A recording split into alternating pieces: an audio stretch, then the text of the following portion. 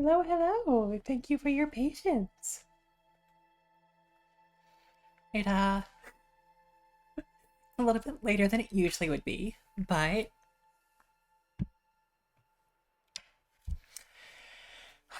yeah, I did have I was meeting up with a couple of people that I haven't seen in a little while. Ran late, rained out, all that good stuff. But hey, we're here. Words are super good to say with your face. We are here now, and I'm very excited to play some more Disco Elysium because I've been thinking about this game a lot. But before we properly get into that, first, hello, welcome to Frank and to Soleil. But yeah. So as far as upcoming streams, I believe, maybe don't quote me on this one, but I believe that that we should be good with Boss on their channel again for Wednesday. And we do have something kind of special happening on Thursday, in place of my usual stream. But I will keep my my lips sealed on that for just a little bit longer. But yeah. Aside from that, as I make sure that I have everything in order.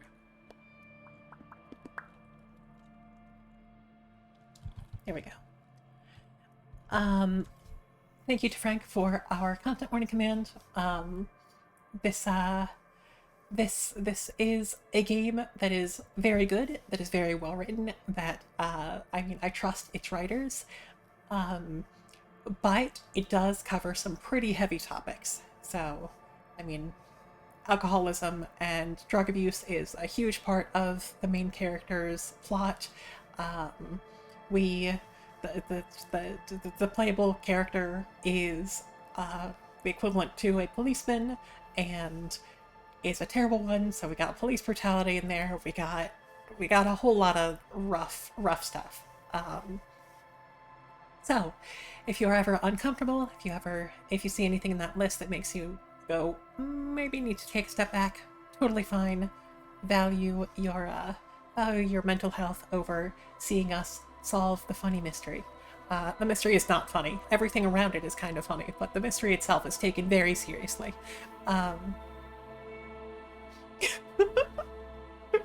Look, I did need to name the stream on short notice, and it just came to me because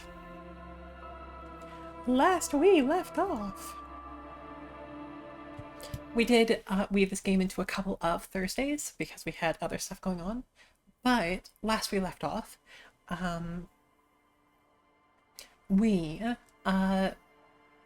got to the morning of day 3, and that gave us access to the coast across the canal. So lots to explore. So let's try to make good use of it. Is this our new house? The door has seen better days. The layer of paint has started to peel off due to the salt and wind from the sea. Even the lock looks slightly rusted. Unlock. I'll wait outside to give you some time and privacy to check out your new living arrangement. But just so you know, after we are done with the day, I'll still be staying in the whirling in rags for the night. We'll meet in front of the shack in the morning. The key turns with a satisfying click. You can enter the shack now. Sounds good to me, Lieutenant.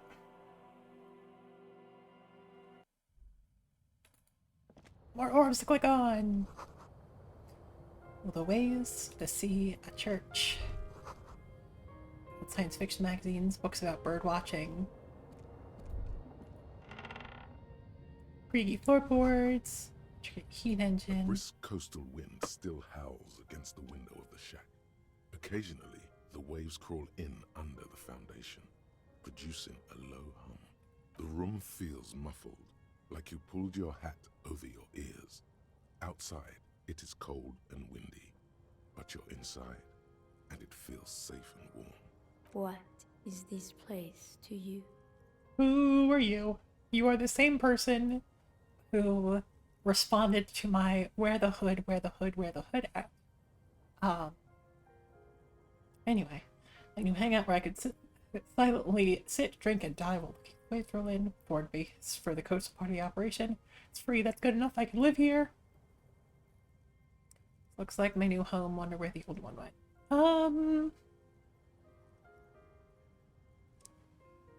Say it's the forward base. Overhead, you hear the forlorn shriek of seagulls.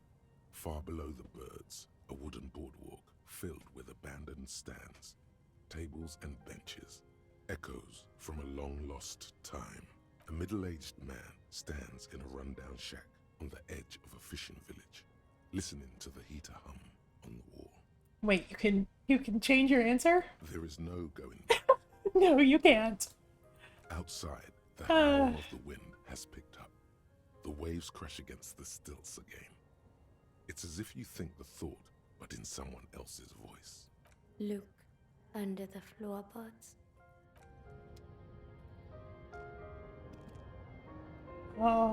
Okay. Spooky. Thanks.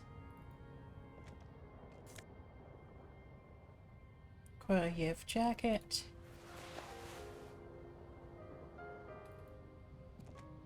On the table, you see a bowl of water, a rough soap, and next to it, a small hand mirror. A straight razor soaks inside the wash basin. Is shaving the right call? The water reflects back a vague image of your face. Nose bulbous and red, hair unkempt, wrinkles lining the eyes and forehead. The stash is gigantic. A fresh start looms ahead. Clean yourself up and be born anew. But I like the look that we have going on. This seems like the worst decision I could make. The shivers voice. The other things for your sake you translate to things you feel with shivers. Ah. I have an item that required somewhere private to do a certain thing to.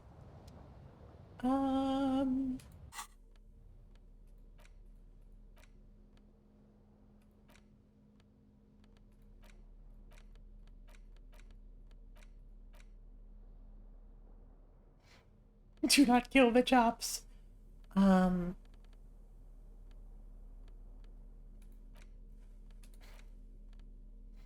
mean, I know we had the option to,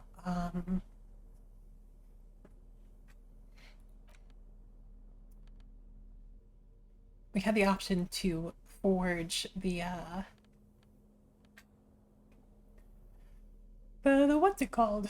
The signatures, but we did have a couple more people to talk to.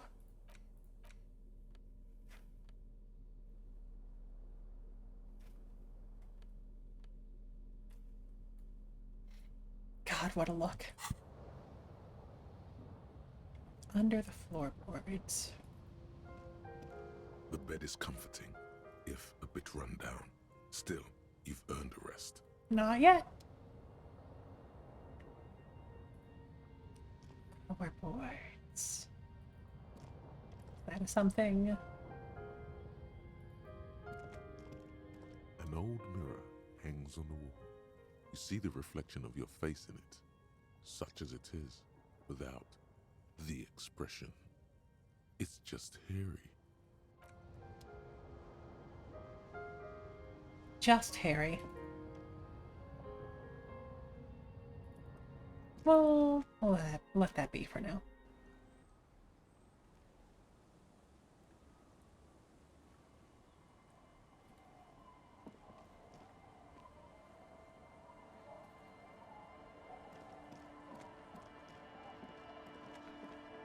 Hello, children. The scruffy-haired little boy kicks a stone. He can't be more than 5 years old. The other one, looks indistinguishable from him. He watches his brother kick the stone with his tongue lolling out of his mouth. Hey, where's your mom? The kids don't reply, absorbed in their little game. You guys look identical. The stone-kicking one becomes frantic all of a sudden, as if that's something to be scared of. The obvious fact that you just stated. He looks just like me. Yeah, I said that. The boy doesn't answer. His brother throws another rock. Both of their hair is covered in some kind of dirt. The rock kicker was just being shy, but now he's enthusiastic again. You're bad with kids.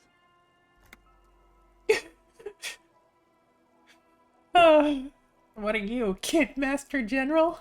Maybe I am. Now, how about some actual police work? We are not getting anything here. Bye, kids, take care.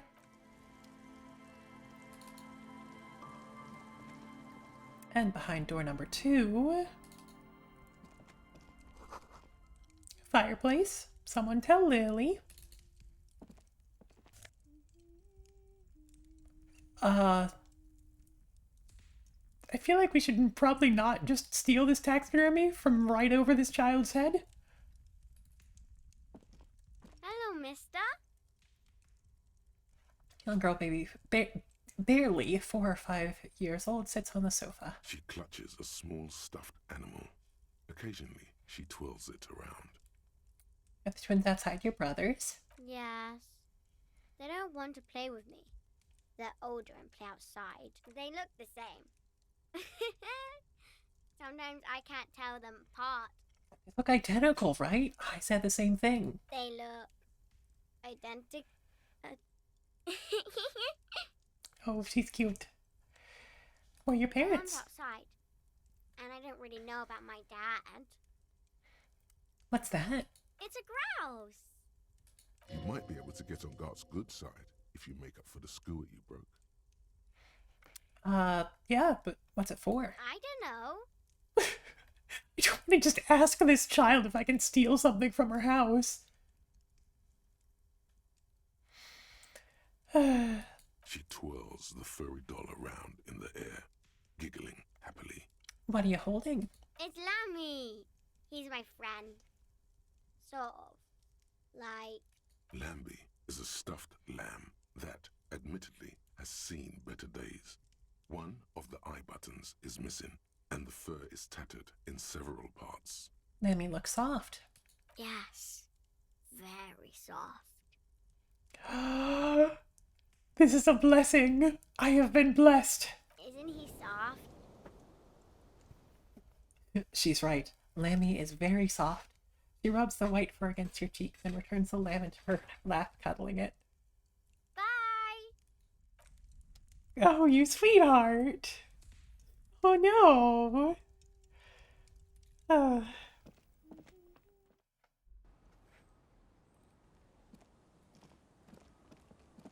It's such a good morale heal.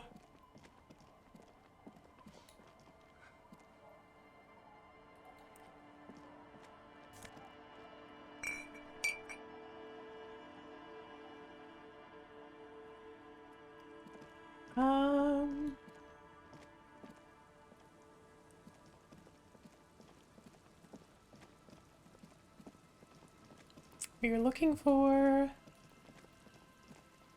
a woman, yes?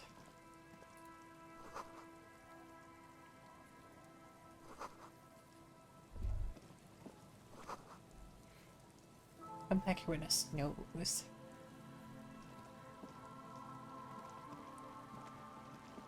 Let me not wander too far away from where I was, because I will get lost. Little black swallow circles above you. You hear it chirrup?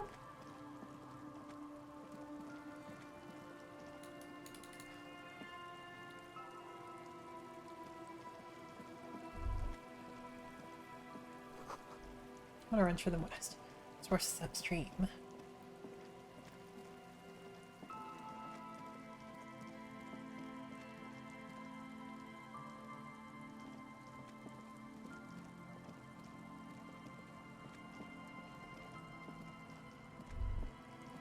drop in temperature, an easy flow of air. An empty street. Before you, a thoroughfare unjammed with lorries. No more drivers smoking on hitched steps. Just silence. What does the smoke smell like? Chemically sweetened. Across the road, a forgotten bus stop. Corrosion has opened a hole in its roof. An elm tree watches over the building. Its branches are dripping with rain and snow. The road is smooth and motley. Craters filled with a black asphalt. The asphalt, first laid, is grey already. A row of tenements are under construction in the distance. Who are the people that live across the road? A tub warm with water, white with soap. A man bathes while radio waves transmit the lottery numbers. 4, 18, 21, 4, 1. A modern washing machine rattles a drawer full of silverware. His boyfriend is on his way home. He brings tins of meat and vegetables with him. Their pockets are heavier with money, but only slightly. What about the bus stop? Number 312D. Young girls used to come here huddled up, hoping for more warmth than their thin coats give them. The bus took them to school. It has not run for 8 years. There were not enough girls to sustain its cost. What about the road? Craters pocked the surface. Children played in them until heavy trucks full of black pitch rolled in. The landowners have filled the craters with money. It is a vital artery of the flow of trade. There's one bump on the road. A dead dog lies flat about 200 paces away, right at the turn. A dead dog? Tragedy comes from the wheels of a fast RCM vehicle, hurrying to work. The cold washes over you. The sound of the sea has grown distant. The wind moves the aerosol. A detective stands behind the boom barrier. A breeze moves a curl of his hair.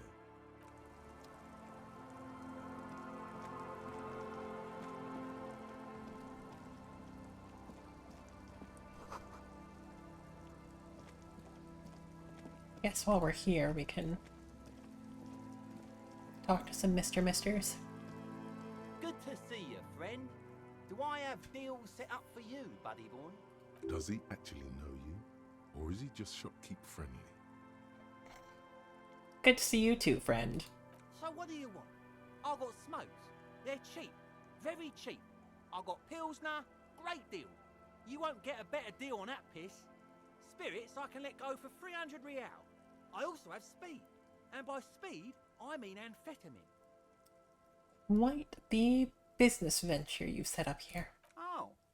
The system's been good to old Rosemary here, and I'm milking her like a bitch goat in the backyard. You see, friend, man makes his own luck, and I made mine real good. Got my hands on 3 bottles of liquor exquise, sold 2 to the fellows around here, and immediately invested the profit. This is the same voice actor as someone else. Everart? Bought cigarettes, bought beer, even bought a bit of speed. And look at me now. I got everyone on my hook. The hook? Where is it? I can't see it. Looks like you're on your own hook, too. Of course, of course, of course. It is what it is, you know. What it's always been. People, buddy boy. It's the people. He has long forgotten what you were talking about. What does the bottle of spirits cost? 300 real? See, friend, it's real valuable. Worth every real, if you catch my drift. Got it from a bit of a business venture. No one can buy spirits for 300 real. That's crazy. You know what's crazy, actually? He's finding it difficult to focus his watery gaze. What is? What? Keep him talking. What do you mean, what? What'd you think was crazy earlier? This guy. Conversation might bring a discount, no? Where'd you get the bottle of spirits from? Oh, this is medicinal spirits. The good stuff. Got it from the doctor's office. I got one of those scientific ampoules a few months ago. Torpedo, they call it. It's supposed to keep a man from taking a drink. Didn't stop me for shit, that's for sure. 5 lemons with half a pack of butter and you're good to go. Sounds dangerous. It was. In a week, the goddamn kidneys started giving me all kinds of help. Finally, the missus took me to a private doctor's office. Not a charity, the real thing. Those arseholes charged me 4 real to remove the damn thing. But I came out on top after all.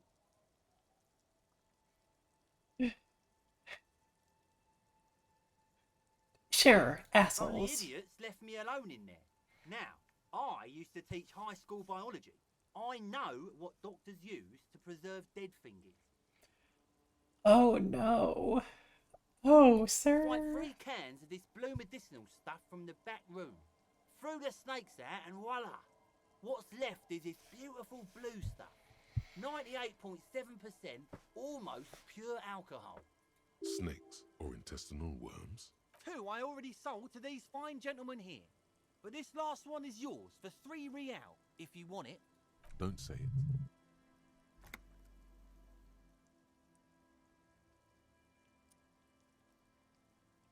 Can I spell it first? Yeah, be careful. It's extremely flammable. One spark and the entire city of Revachol is wiped off the map. Feels like someone set a mustard field ablaze right inside your nose, then drenched it in tear gas.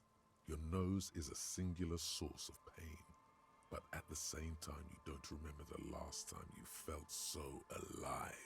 In all fairness, that might be attributed to the retrograde amnesia. Thank you, So, Logic. what's the deal, friend?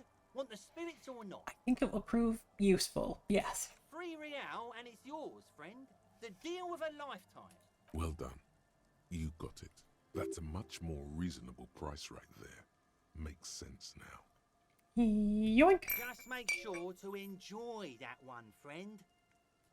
If you drink this, then you'll die. That's a fact. And that's why we're going to save you from yourself and store this as a sellable item. Go sell it at the pawn shop for a profit. Good. Excellent. Thank you, Logic. Anyway, bye. In the civilized world, it's a custom to tip the shopkeep, friend. But come back anyway.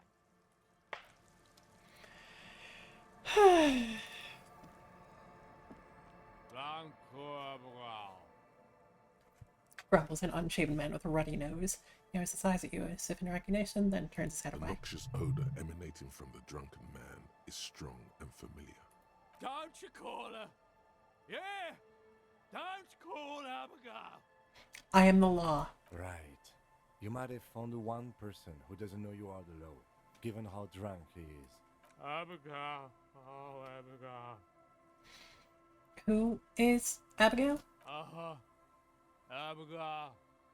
Don't you fucking call Abigail. Abigail is his wife or girlfriend. Chances are she's gone. Calling her wouldn't make it any better or worse. You're not going to get anything out of this guy. He's too drunk.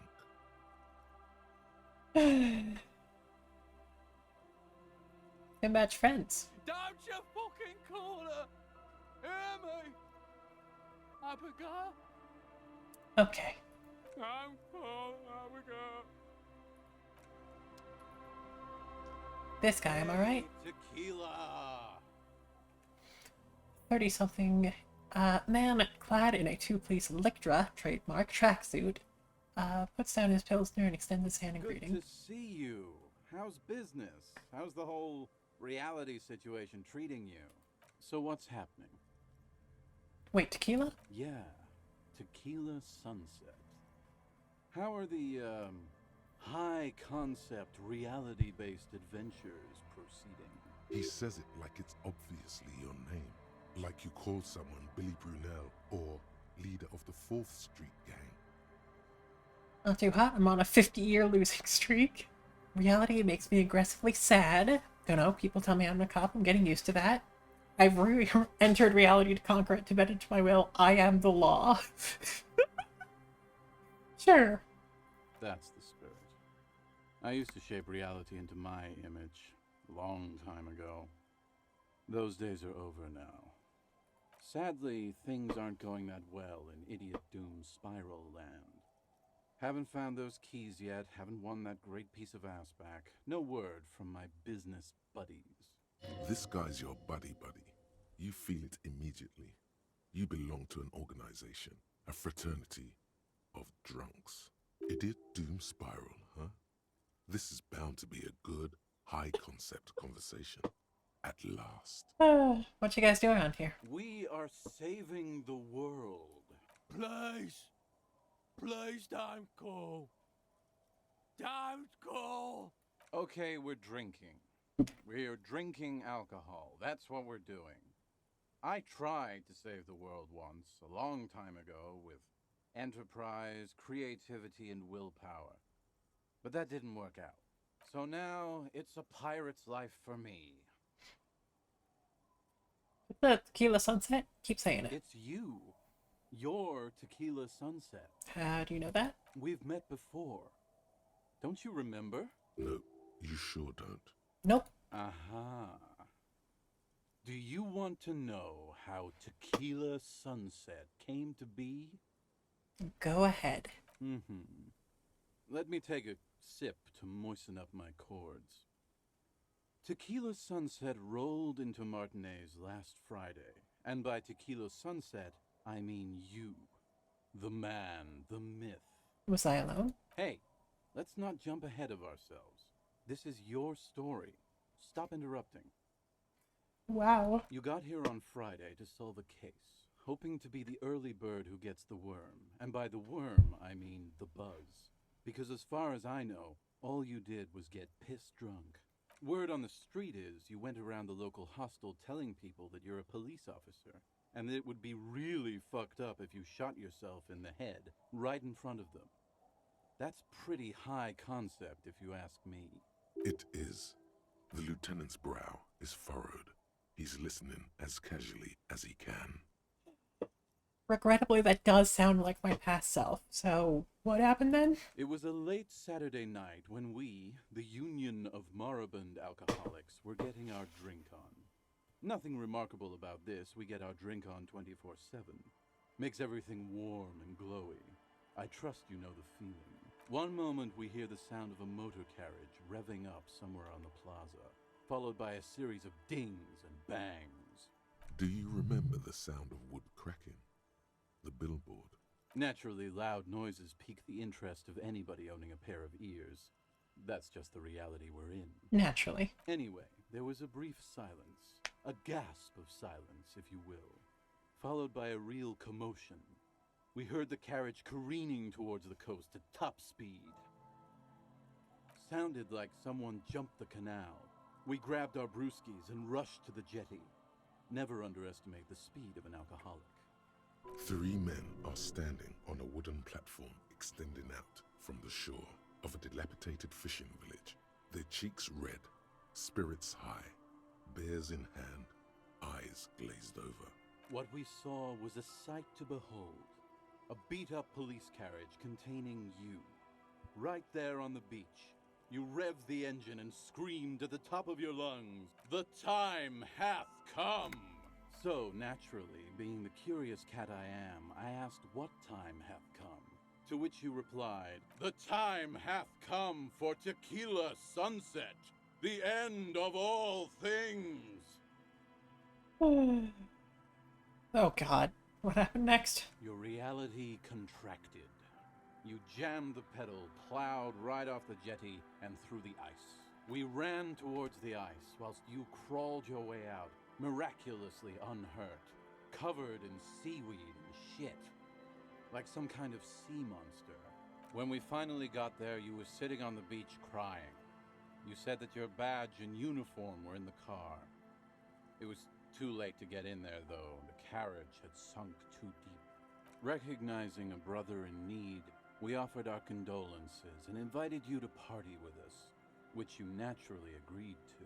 We asked about the whole Tequila Sunset thing, and you told us it was your name now and insisted that we all call you that from then on. Wait, so is Tequila Sunset an event or a name? I'm not sure. I think you were the event. Tequila sunset. You know, as opposed to a tequila sunrise, which is long gone.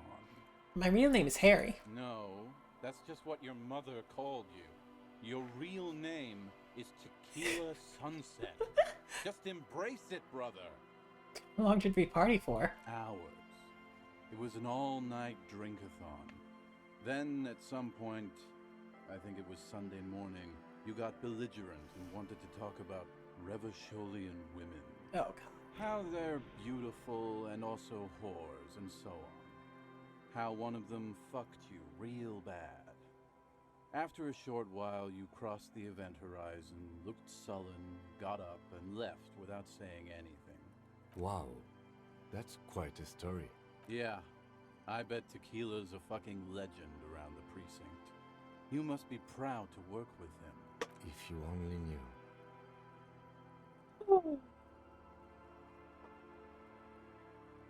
Can I tell you anything specific about the person that fucked me?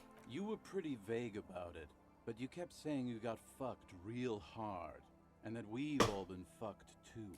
No one's fucked me. I do the fucking around here. Abigail! It seemed pretty painful, to be honest with you. If I had to guess, I'd say you're still working through some shit. Did I mention losing anything else? Beside your gun and your badge, you said something about your hope or heart or something. To be honest, the details are a little hazy. In retrospect, I guess you lost your motor carriage too? That's a big one. Anything about my colleagues? You told us that they were a bunch of fucking losers whose main interest was cramping your style. It's more like you were cramping theirs. No specifics, though. It was more about you that night. You were the star of the show. Did I say anything about the case? Yeah, you said it was no biggie and that you'd solve it in no time. And that you didn't need anyone to do it. You're doing it solo now. A lot of cops go solo and hermit once they reach that level of alcoholism. It's not meant as a joke. He's sorry for the hermit cop. Did we talk about politics? Yeah, you kept talking about how the coal mine owners were fucking us all over, just like that woman fucked you. I didn't agree with you, by the way. The spectral hand of the market makes sure everyone gets exactly what they deserve. You get a read on what kind of a cop I was? You kept apologizing for being such a bad cop, and for the damage you've inflicted on everyone around you. You also kept pausing to knock the heel of your hand against your temples, saying, "Stupid, stupid, stupid." Oh boy. I'm assuming that changes depending on what type of cop and what political alignment you've expressed throughout the game. But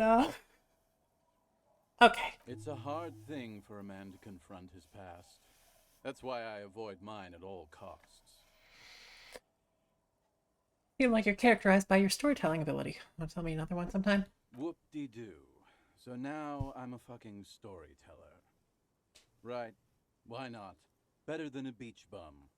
Hey there, Rose. Want to tell me how you became Idiot Doom Spiral? It depends, really. Are you willing to help me out? You might get scammed here. I get the feeling this is going to cost me a lot. No, the reality of the situation requires a rather modest contribution. A little motivational package. What do you need? Booze. Did you already forget our party? The thing I relayed to you earlier. So, have you got anything for good old Idiot Doom Spiral? A bottle for a story. Seems fair to me. Don't have any on me right now. Then I will see you again once you've procured some. Par exemple, my good friend Rosemary here sells all kinds of stuff. All kinds, sir. Beer and wine. Okay, bye. You too, Tequila Sunset.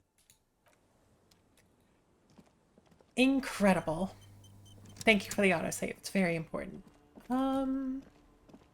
Still looking for a woman with dark hair. Oh, hey, look, a woman with dark hair. Bucket. What are these doing in the fish? Boat is floating freely in the water, unmoved, unbothered, in its lane, moisturized. Creaky planks. Kelp ladder.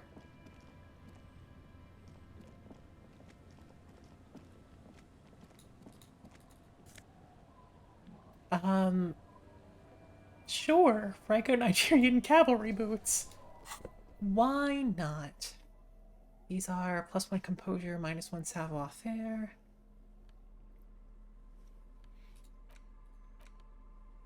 Do I need the composure?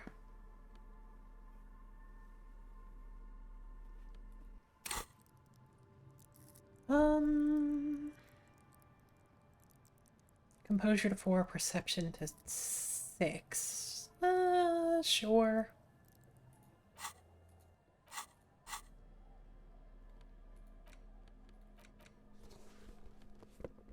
Amazing.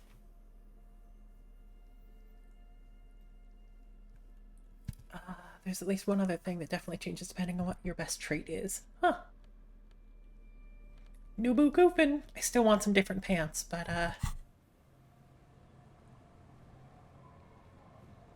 anyway. Hello. Hi, officer. A woman in a raincoat stands on the quay, considering an overturned boat. A sword and scabbard hangs from her head. Anything I can help you with? Depends. Where are we exactly? A fishing village on the seashore. This place doesn't really have a name. It's sometimes called Elysium. Why? The sign on the street leading here is illegible. Has been since they built this place. Okay, no. We're going to be normal. I have questions. First is, what's your name? The name is Lillian. People call me Netpicker. I think I have time for questions. And that was actually the second one. Indeed, you're always confused as to your whereabouts. Ask her about the cool sword. Helps to break the ice. Nice sword. Does it come with a story? Unfortunately, the factory sold this one with a 3-year warranty instead of a story. It's to intimidate folks mostly. It is imposing. It's a regular mass-produced sword, like a shovel or an axe. Nothing fancy, just for intimidation. Why do you need intimidation tactics? From time to time, people need a lesson in respect. That's just the way it is. Back in the day, I caught the eyes of many men. And believe me, men need a lesson in manners from time to time. Sword lady named Lily? Figures. Typical patriarchal nonsense. Masculine venomosity. Sure. Venomosity. But boys will be boys, and God knows we don't have many around. So far, the sword has been enough to keep them in line. Why don't more women arm themselves if it's so effective? What makes you think we haven't? The truth is that almost everyone in this life is scared and tired and stupid and too dull for that. That goes for men too. But they put on an act for us. Pretend like everything's good and living in shit doesn't bother them. Like anyone falls for that. True. Most people I've met are scared. Aye. No one wants to talk about how frightened they are. But only frightened people are really dangerous. And plenty of them are dangerous. So where are the men now? Some went to patch their wounds, their lesson learned. Others were more thick-headed. And one of them, I ended up marrying. Wait, why? They're thick-headed. Guess I enjoyed the way he bled. Wow. If it is, then why the melancholy? Where's your husband now? Gone. The harbour seawall endures the wash of the freezing waves. Many things wash up against it and onto the beaches of Rivershore. Some inanimate, some just no longer alive. Disappeared? Shudder. Sounds like a missing persons case. It absolutely does not. We are not going to look for him. No. There's nothing to find. He's dead. Lost to the waves. Oh. He didn't respect the sea. Went out there, drunk like a skunk, and sure enough, one day the boat was found floating empty. The bloated corpse turned up 2 weeks later. Now, before you tell me how sorry you are for my loss, know that it was 4 years ago, and I've moved on. There's only so much mourning you can do for a drunk with sinewy muscles. Time really is the best cure for sorrow, isn't it? Us working folk don't have the luxury to be bedsick with melancholy. I buried him, mourned for an appropriate amount of time, and went on. Life didn't really change that much for me and the kids. This is neither a touchy nor a very interesting topic for her. She looks like she's ready to go on a date with another, better, drunk. Ask her. Both of you could need some action. No. What do you do around here? Like I said, fish mostly. Sail the waves, take care of the kids, pick nets. Right now I'm tarring a little skiff. Is that enough to make a living?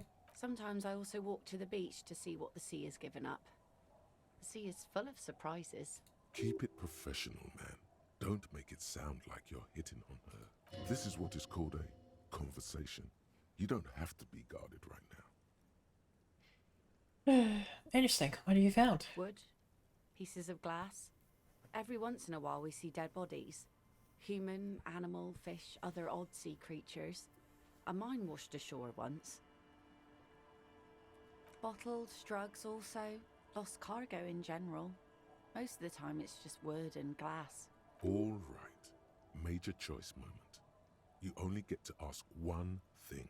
It would be weird to say them all. Choose wisely.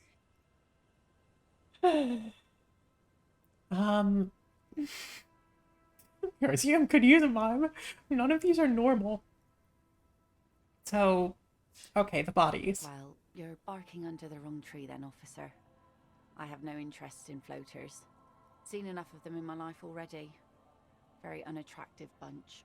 Fair. Yeah, maybe stay clear of the things reminding her of the floater she used to be married to. Just saying. Thanks for the forewarning. So, take it that's your skiff? Sure is. The sun, I call her. Coated with a fresh layer of tar just yesterday. It'll take some time for it to dry, assuming the sunny days continue. I'm looking for someone. Maybe you can help. Let's see. Who are you looking for? I'm looking for missing cryptozoologists. I don't think I know what these are. Care to elaborate? People who look for animals who are hard to find. Aha! Like snowmen. Snowmen. I haven't heard about those. 2 old guys have been wandering around here, nose in sand, talking nonsense about snowmen and the like. The like? Right. Not only snowmen, also green men, monkey men, burning rhinos. You get the picture. Incredible. Oh, you're getting it. And it is gorgeous. Where'd they go? No. Further down the peninsula, I guess. I mean, that's where they were heading. Who else are you looking for besides snowmen? That's all at the moment. Well, how can I assist you then, officer? I was asked to get your signature. You don't need to. I'm still figuring out what I want to do with it, but you should at least know.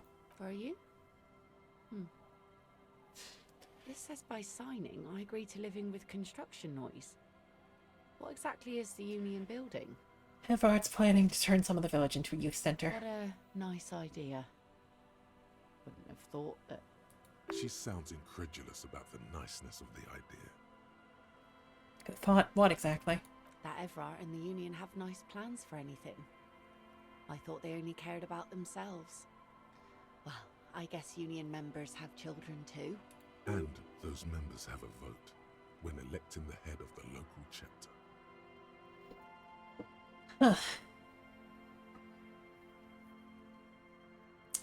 So, it's clear that Evrart is not doing this out of the kindness of his heart. I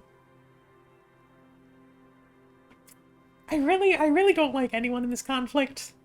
Can't ideologically agree with White Pines, and I can't like morally and personally agree with side with Evrart. So Yeah, let's fuck him over. No one sign the papers. Aye, if you say so. Probably better that way. I mean, who likes construction noise? Anyway, be seeing ya.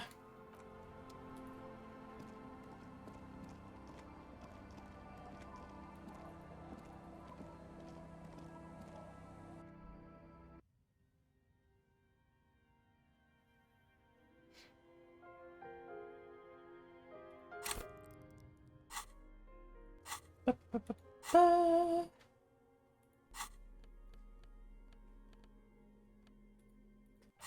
Where are we as far as... Okay.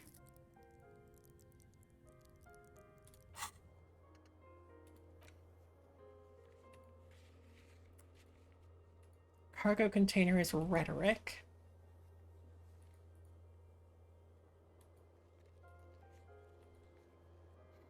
Ice bear fridge needs perception.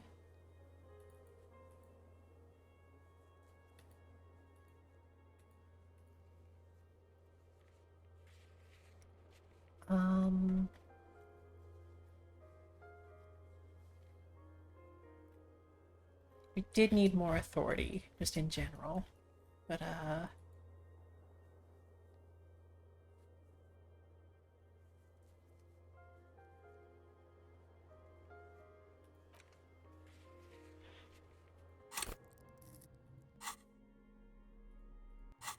but also consider that I want to think more thoughts. Like about how I am the reincarnation of not Karl Marx. I guess we should probably keep one open just in case something goes weird. Also, drama is incredibly high. That's incredibly funny. Anyway.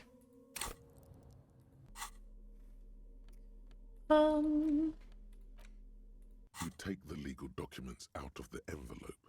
A 12 to 40 month construction period and Interfacing.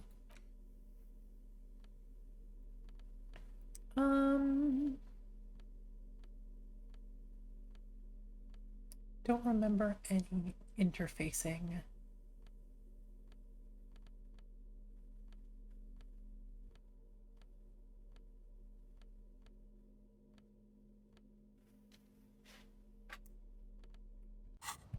Well,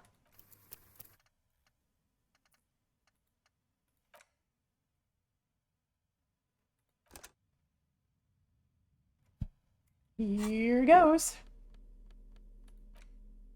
you take the legal documents out of the with a confident flourish you complete your forgery.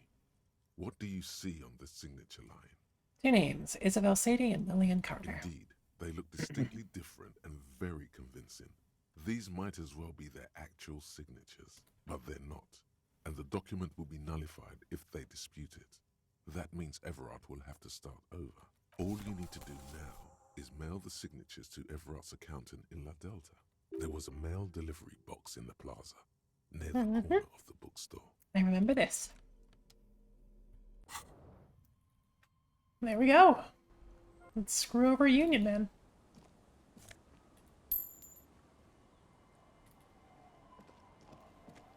Okay.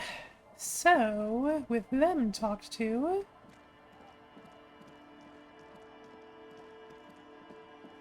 I guess further up the coast for our cryptozoologists.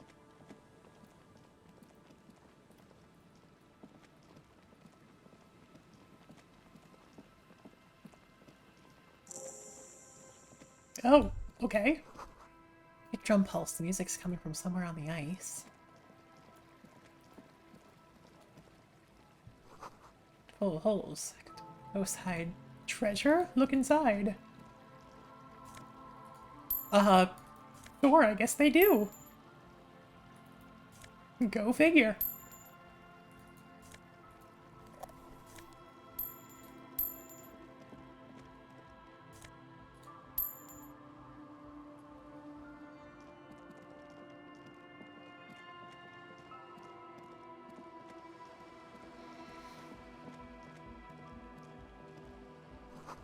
In with Pastel, someone's trying to bring cheer into the world. Trash from some unending party.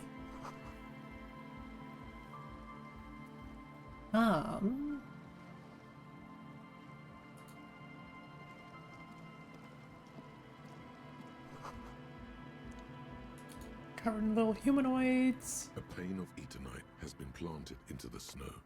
2 poles are holding it up. Barely holding it up. It could fall over any minute. A stronger gust of wind might be enough. What's this? It looks like a makeshift bridge. Could be convenient. Push! The pane falls into the icy snow with a soft thunk. We should ask that girl on the ice what's going on here.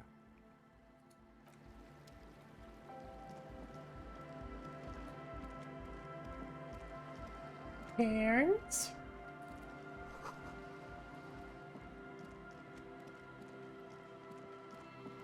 I actually recently went somewhere with Lily that that had a little display on cairns.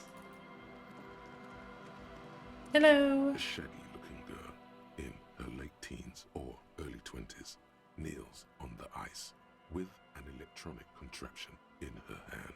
Hearing you approach, she looks up. Oh, hello there. It's cold out here, but she's not wearing a hat.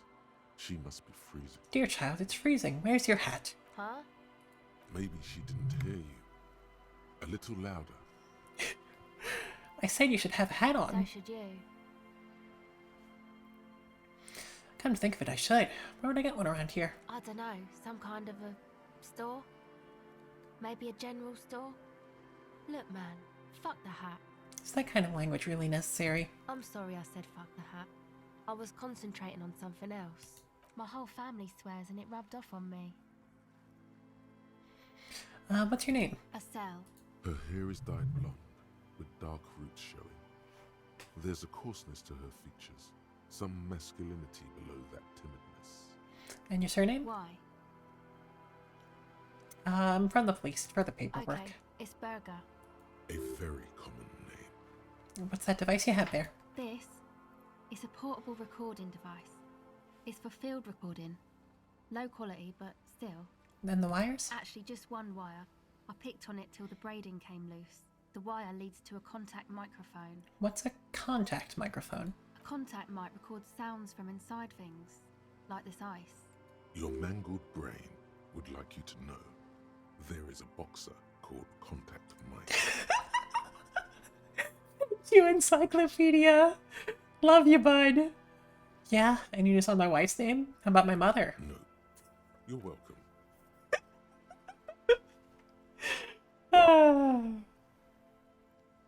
Does that have anything to do with Contact Mike? Yeah, I record stuff with it. No, I mean the boxer Contact Mike. No. This is a contact microphone. It's for recording inside solid objects. Contact mic just beats people up. Okay, Contact Mike doesn't just beat people up. Contact Mike is a role model. An entire litany spews. Oh no. Yes, you heard right. You should try to be more like Contact Mike. Successful athlete and an inspirational figure who has overcome social, physical, and mental obstacles. On second thought, screw Contact Mike. He's not a champion. You are. Get you here in front of your soggy tech, picking your nose to drug addict music. The world of sports is in awe of your faith and dedication. God.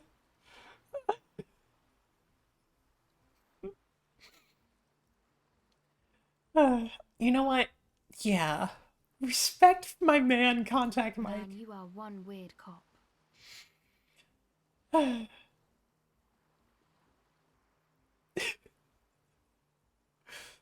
This isn't about me. This is about your lack of respect for one of boxing's greats and for yourself. What is it with you and this Mike guy? Okay, if it floats your boat, I'll be more like Contact Mike and less like me.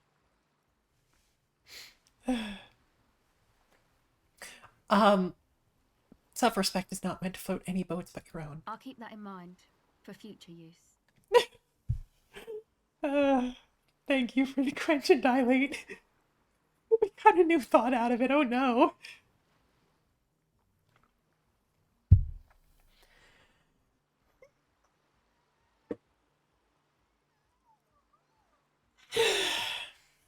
How does that thing work? The mic? I don't exactly know. Somehow it doesn't pick up vibrations from the air. The book said it only picks up structure-borne sound, if you like technobabble. Where'd you get the mic from? Same place I got the recorder from, the Palaceum. What's the Palaceum? Oh man, you haven't been to the Palaceum? It's the coolest place in this whole drug-addled shithole. It's a music club and a synthesizer workshop on Boogie Street in Jamrock. Musicians live there, like real musicians. I once saw Arno van Eyck. Thinking about it really cheers her up. It's a long way from here, though. God. Happy Pride. Sounds interesting. Who's this Arno guy? Oh yeah, guess you wouldn't know Van Eyck. Or really be a Palaceum going kind of person. I get down. I don't know what that means. I grind. I don't know what that means either.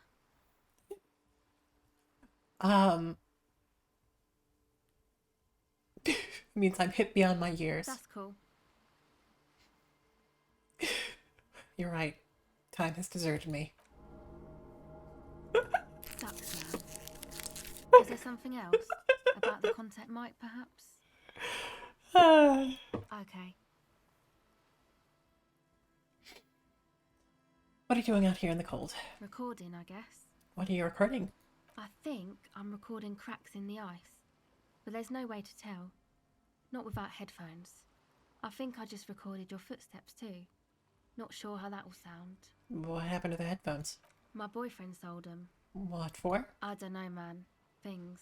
Just stuff you need for life. Life does need things. A lie. They were probably pawned off for something suspicious. Thank you, drama.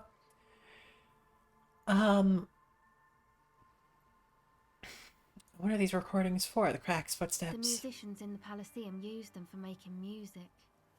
They looped the stuff, cutting the tapes together. They make music out of cracks in the ice and keys jangling.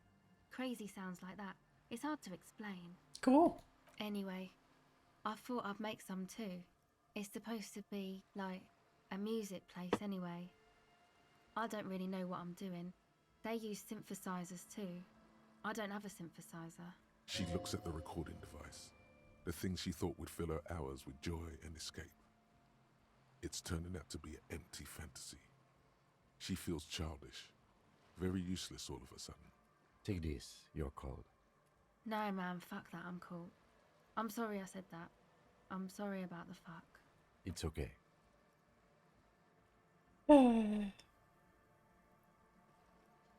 You said it's supposed to be a music place. What is?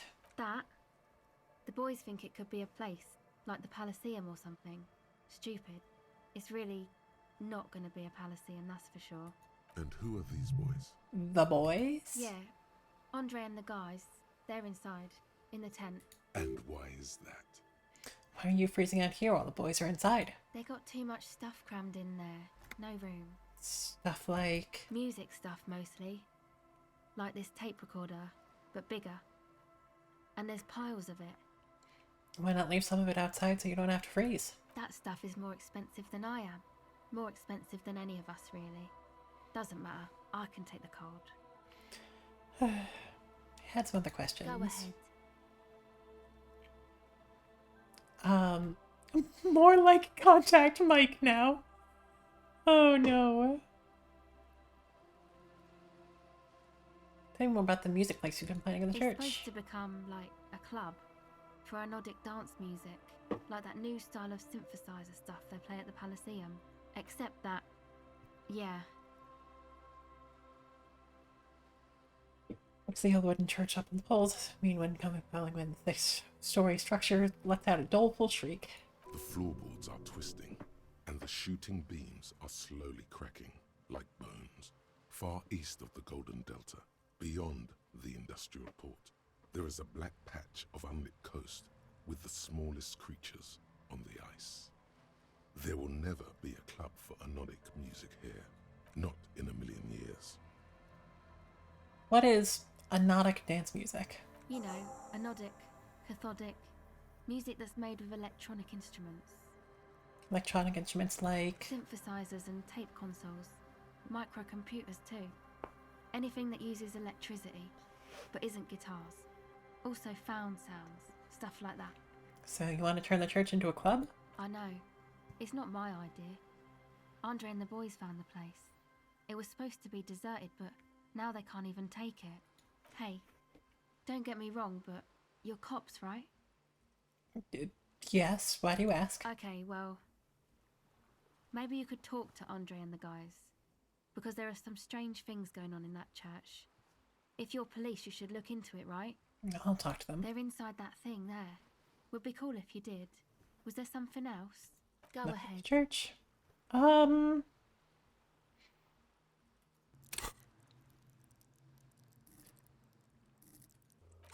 Empathy. Empathy. It's a white check, yeah? The device is cold to the touch. An angular Omicron logo adorns the yellow plastic cover. Underneath, you see a reel of tape rolling. You put the device back on the ice. Hello. How's it going? Okay, bye. Bye.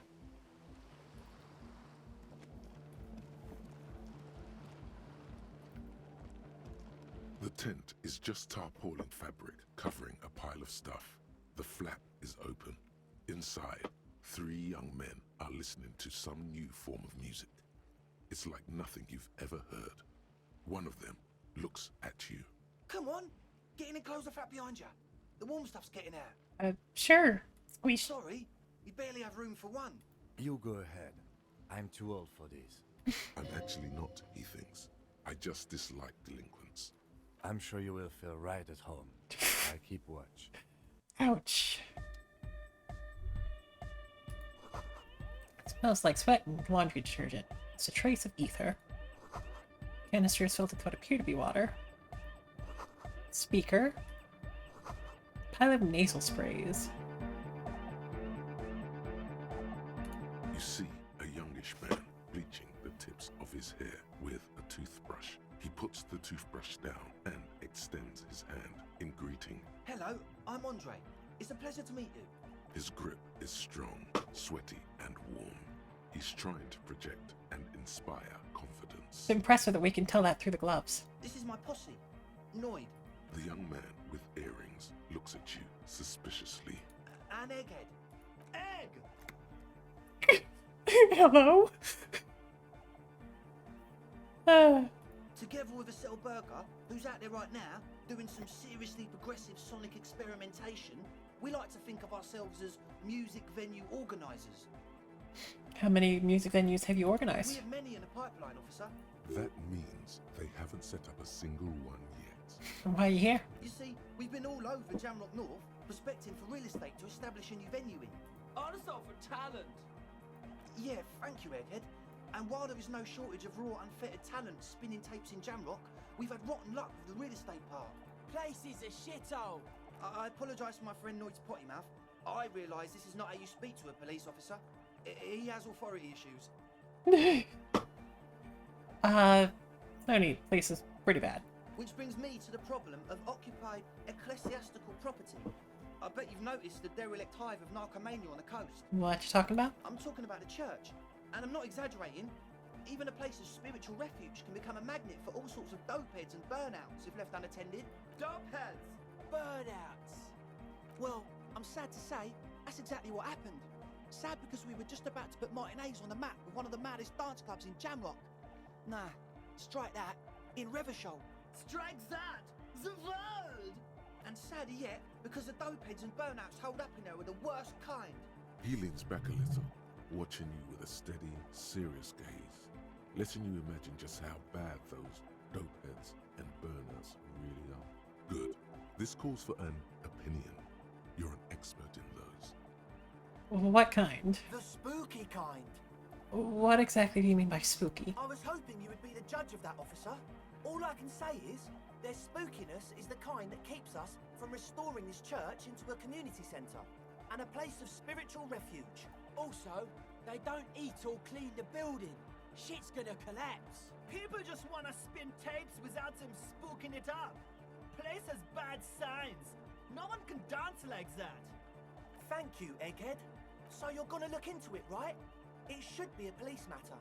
Getting them out Whatever spooky stuff they're doing, I'm sure it's not what the Ecclesiastes meant their property for. We'll look into it. Tell me more. All right, man. Andre's obviously very happy you took him seriously. The whole tent is. The boys exchanged giddy looks. What's the status of the church? I haven't gotten inside the building yet. I asked Noid to install a measure against more drifters wandering in. A padlock. It's a temporary fix. Just something to contain the situation.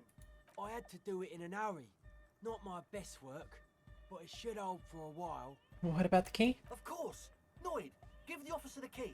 All right. Makes a sudden cool infused move, tossing it in your general direction. Hell yeah! You sense the trajectory of the little piece of metal and plastic. The object makes a small ringing sound as it approaches. Just the tiniest chime to your left.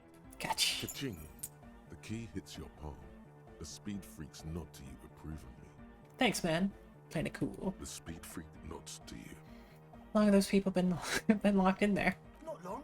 Like a week, maybe? How can you be sure they haven't starved to death? I'm super sure they're alive. I mean, come on. I'm at least 90%, maybe 85% sure they're still alive. Somewhere in the ruinous past that led you here, there was something called exams. You may have learned the term involuntary manslaughter there. Andre, do you know what involuntary manslaughter means? Yes, I do. I listen to Channel 8 all the time. I know about crime stuff, and I assure you, officer, this is not what's happening here. I'm at least 80% sure they're alive. I mean, come on. Most people aren't ever that alive in their entire lives. Yeah, I catch your drift. I knew you'd get it. You're one smart cop. I get by. Now, what's with the padlock? He nods attentively, ready to answer the questions of one smart cop. Sure, man. Tell us what you want to know. Let's do it. Who exactly are the people inside the Truth church? is, I don't really know. None of us do. I don't even know how many there are. All we've seen are glimpses. You haven't even seen them and you want the police involved? Well, there's also the machinery. When I first scouted the place, back in February, it was abandoned, empty. Took some time getting the crew together. So about 2 weeks ago, we came here hoping to set the stuff up. Suddenly, there are all these strange machines lying around in there. One of them has wires running into bowls of water. Wires into water. Never seen anything like it. Water? Andre, tell him about the feeling. Oh, and it felt like there was something in there with us, watching us from the dark. No, the other one. Which other one? I'm not as in tune with my emotions as you are, Egg. Felt like silence. Awful silence. But you haven't physically seen anyone. Not exactly. We've just seen someone who we think is a woman go in and out of the church. A couple of times. And we felt someone or something eyeing us inside. But that's kinda it. What was that about something watching you? Like you aren't alone, you know? It wasn't quite human, if you know what I mean. Not human, as in a ghost. Do you know what he means? It was this dark shape climbing upside down along the ceiling, like some kind of crab man. Crabman? Yeah, you know, the way it was climbing up and around the ceiling, like a crab. It was stalking a cell, exhibiting ambush behaviour. Odd. Crabs are usually marine creatures, and not known for climbing walls. Are you sure there was a crabman? Yeah, totally. I mean, I didn't personally see it. Estelle was alone that time, but I believe her. If she comes out running and says there's a crab in there, there's a crab in there. So he hasn't even been in there lately. Is he afraid? You should ask her about it, but be nice. Don't tell her you don't believe in the crab. There probably is no crab man. Don't let them draw you in with this nonsense. Okay, the machinery. You should talk to Noid about that. I just got a distinct burnout and dopehead sign from them. Probably jacked up to some snuff station too. Probably, very likely. How can you be sure they're burnouts and dope heads if you haven't even seen them? Well, honestly, I can't. But I am. This is a below feeble attempt at avoidance. Basically, he is attempting to weaponize idiocy.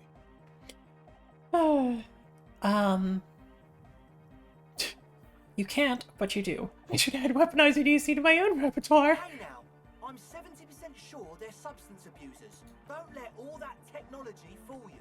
Where do you think the drugs come from? Okay. What? Mentioned some kind of ecclesiastes own the church. Who are they? Oh yeah, that's a meteor and name for the founding party. Thought it'd be cool to use it.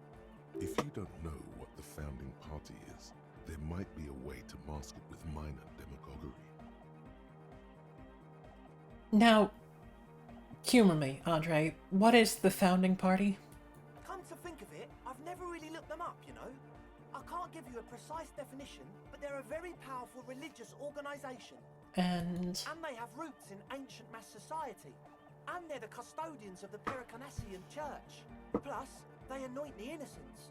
They, like, made the innocentic system, no?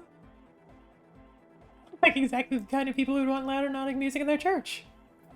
Now, Andre, in your opinion, would this ancient religious organization who anoints the innocents want a club for hypnotic music in one of their churches? Totally.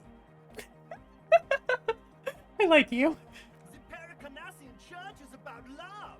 And Nordic music is about love. I got love for my Pericarnassian posse. Love is the relay out of death. We dance. Love is hardcore. Hell yeah. Unity. Unity. Make some noise for my Insulindian posse. You feel it, the anodes and the cathodes coursing through you. Your big toe starts tapping along to the base, as if testing the waters. No words. Just enjoy the beat. Feels good. I guess love can be pretty hardcore. Oh yeah, it can. He's coming around. You're getting it.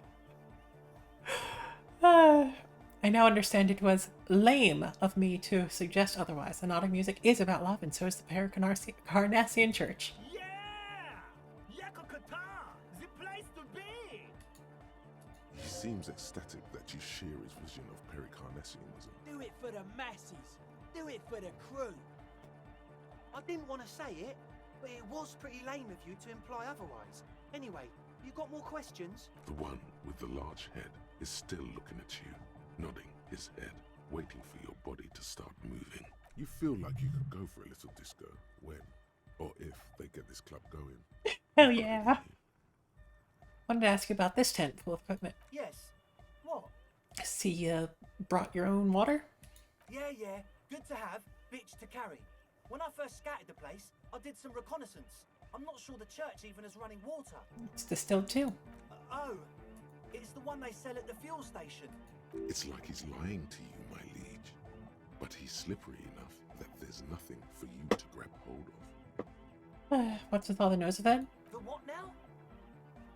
The Nosefed Ultra. You have a lot of it lying around. Oh, the old Ultra. He's like an actor, looking to the souffleur for his line. I have a major sinus infection. Stuffy nose. We all do. Shit's all blasted up. Winter. Can't even breathe. Sound fine to me. Yes, that's all Nosefed's doing. Without the Noser, I'd be drowning in shit right now. Nosefed is the shit.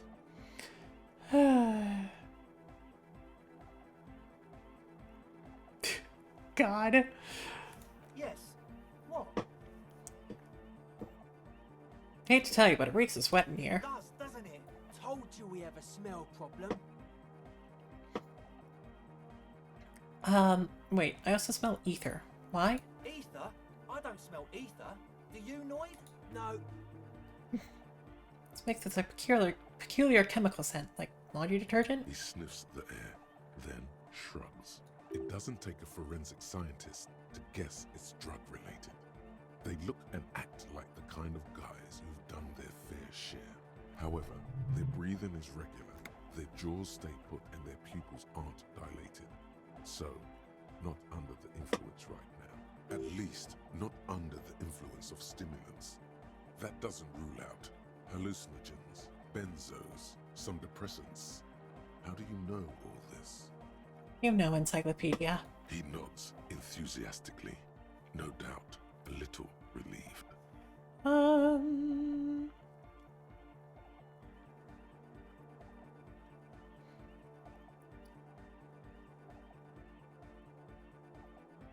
As always. So we are looking for logic. You take the legal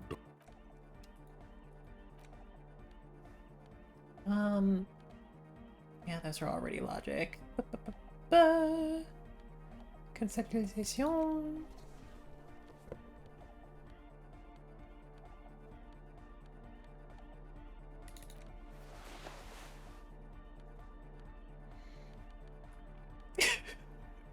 We sure have a look going on here. The bow tie, I think, is what makes it.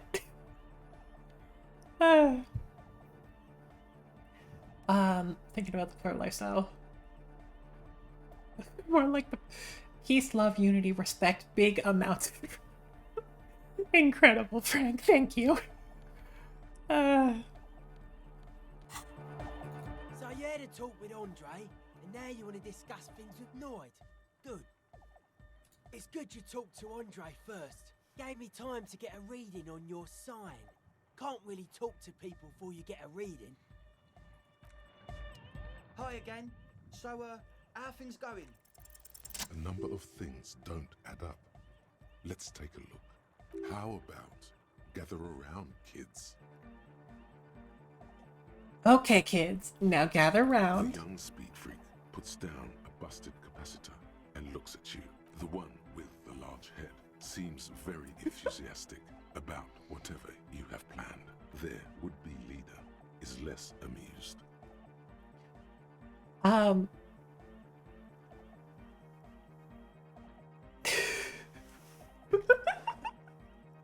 God.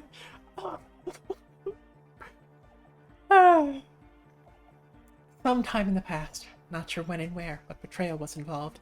I fell sick, became the shadow you see now. But before that, I have reason to believe I was a police detective. I was good enough in this job to be awarded the rank of Lieutenant Euphrator. Could have been captain. Imagine that. What happened? I did. I happened to myself. That's a real downer. Now, obviously, that might as well have been 1,000 years ago, but there's still some detective left The in me. young speed freak is silent. He senses something is wrong. This isn't the makings of a club. It's a tent full of laboratory equipment for manufacturing I drugs. have no idea how you arrived at that conclusion, but it's wrong. Look, we even have speakers. One speaker. They have one speaker. Where's his friend? Did he lose his friend? What do you mean, friend? The other speaker. You only have one. It's a one-speaker system. It's monodynamic. You wouldn't know the first thing about sound reproduction in anodic music. Other speaker. This may be the brain damage talking, but you've definitely never heard of monodynamic or one-speaker systems. You have no headphones. Wouldn't a cell need her headphones to spin tape? What do you know about spinning tape? Nothing. I know you pawn them, likely for lack of equipment and drug ingredients. I'm sorry, but there is no lab equipment and no drug ingredients. That nose fed is here for its active ingredient. He said it was for his nose. What more do you want? Likely pseudoephedrine, almost exactly the shape of ephedrine. Ephedrine makes you happy, and so does pseudoephedrine. Distilled water, cornerstone of a clean lab. And of all cellular-based life, what's your point, Lawbringer? The ether in the air, useful solvent, good for getting acting agent out of a solution. Make up your mind. First it's the sweat, then it's the ether. There's no need for me to pile on anymore, is there? No shit. In short, you tried to use a police detective to set up a drug lab. Come on, that's... Against the law? I meant to say, not true. You're sober. Was it hard for you to keep sober for this week? We don't need drugs to be hardcore. Shut the fuck up, Egg. Maybe not today, Egg, but you need drugs to get through the days when you're not expecting me. Climb down from the equestrian monument, cop man. Consciousness is new to the universe. We all have our ways to ease the shock. Bottom line is, I know. What exactly is it you know? So what are we going to do with you? What do you mean, do? There's resignation in his voice. He's almost ready to drop the act. It wouldn't take a lot of pushing. The optimal way to go about this would be indifference. It begins by you telling him you don't care about any of this.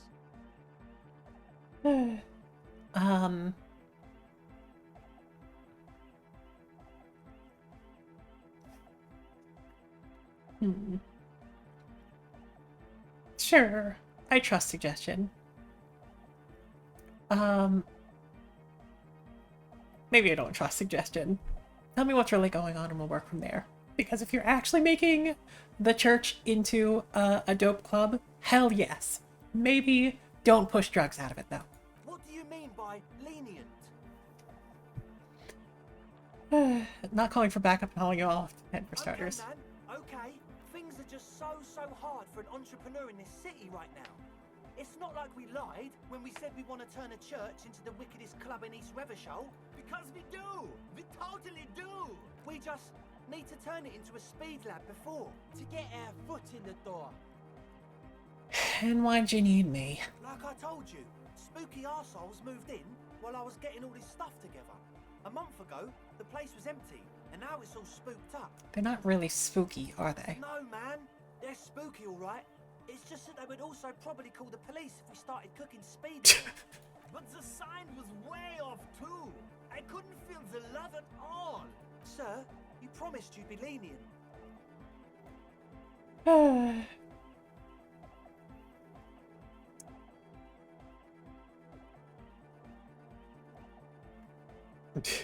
Let's do this clean. No speed lab, just a club for hypnotic music. Yeah! I knew it. It's impossible now. No, Andre, it's harder now. This hard cop has come to show us how much the fish is, and the fish is always so much more. We all know there was never going to be a club for hypnotic music with the Speed Lab. Now it has a fighting chance. Is that about a fish? There needs to be a club for hypnotic music in there. Needs to. Everyone hates each other. Everybody hates it here. It's all just drugs and we're slaves and I can't. We are running out of time. We need a win, Andre. I promise this will be a win. We won't cook speed in there. We'll do it clean. We'll do it true. We'll do it sober and real and beautiful. This will be a victory for the light. This will be nothing. You can hear the ice crack underneath you. Outside, the last century waterfront development is crumbling in the wind. A grape-shot row of falling houses. And so is Rue de Saint-Giraud and all the houses on Main Row. The old cinema is sinking underneath Villa La Bosse. Wait, does everyone feel that? What? Nothing. Let's call this incident crime prevention, but I have my eye on you. Okay. We'll try to do it without the drugs. We'll do a straight club up in there, spinning the maddest reels, and nothing but, I swear to God. Okay, Egg? From here on, it'll be straight all the way. As always, we'll be right here, waiting patiently for the news. Absolutely incredible. Okay.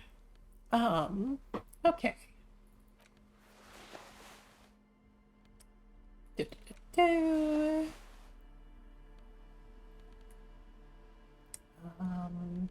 you have anything else you wanted to put on? Nah.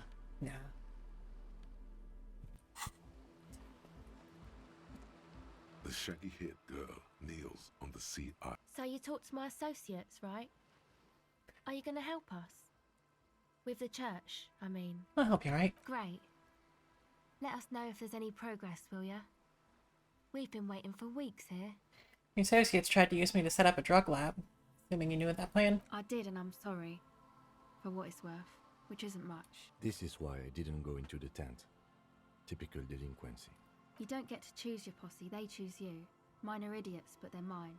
I tried to talk Andre out of it. I even tried not to lie to you. Indeed, she merely tried to omit the truth instead.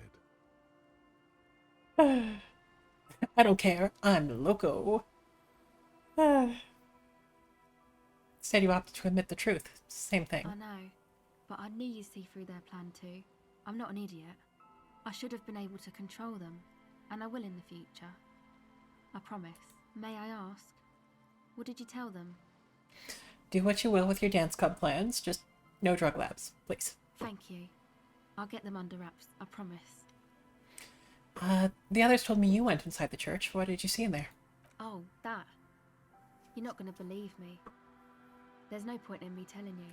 She's less prone to blurt it out, crab man, than the others. We'll see. Go ahead and tell me. Okay. I went in and I saw a woman next to one of those machines there. Noid calls it a mainframe. She was dressed like someone who's been raised by their grandmother. You know, strange old clothes. Had this absent expression, didn't say anything, just stood still.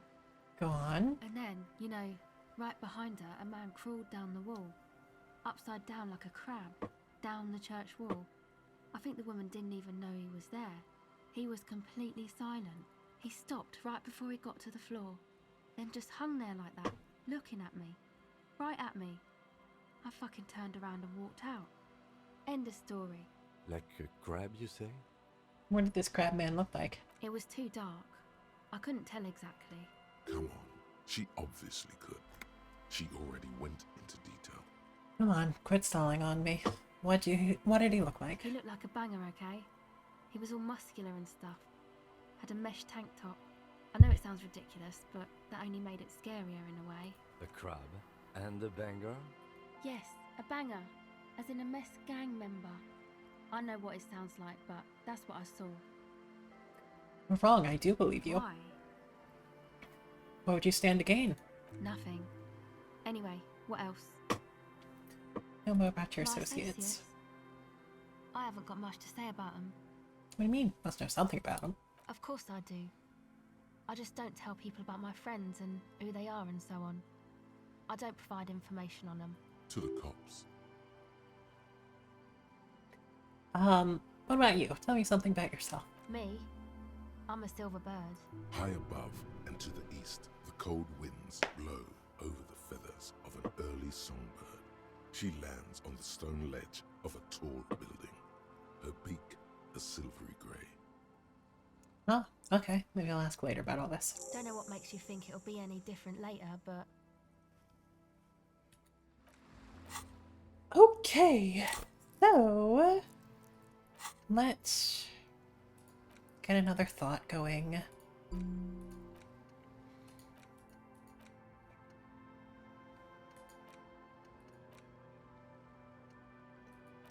Get that authority down even further. You know what? Hell yeah.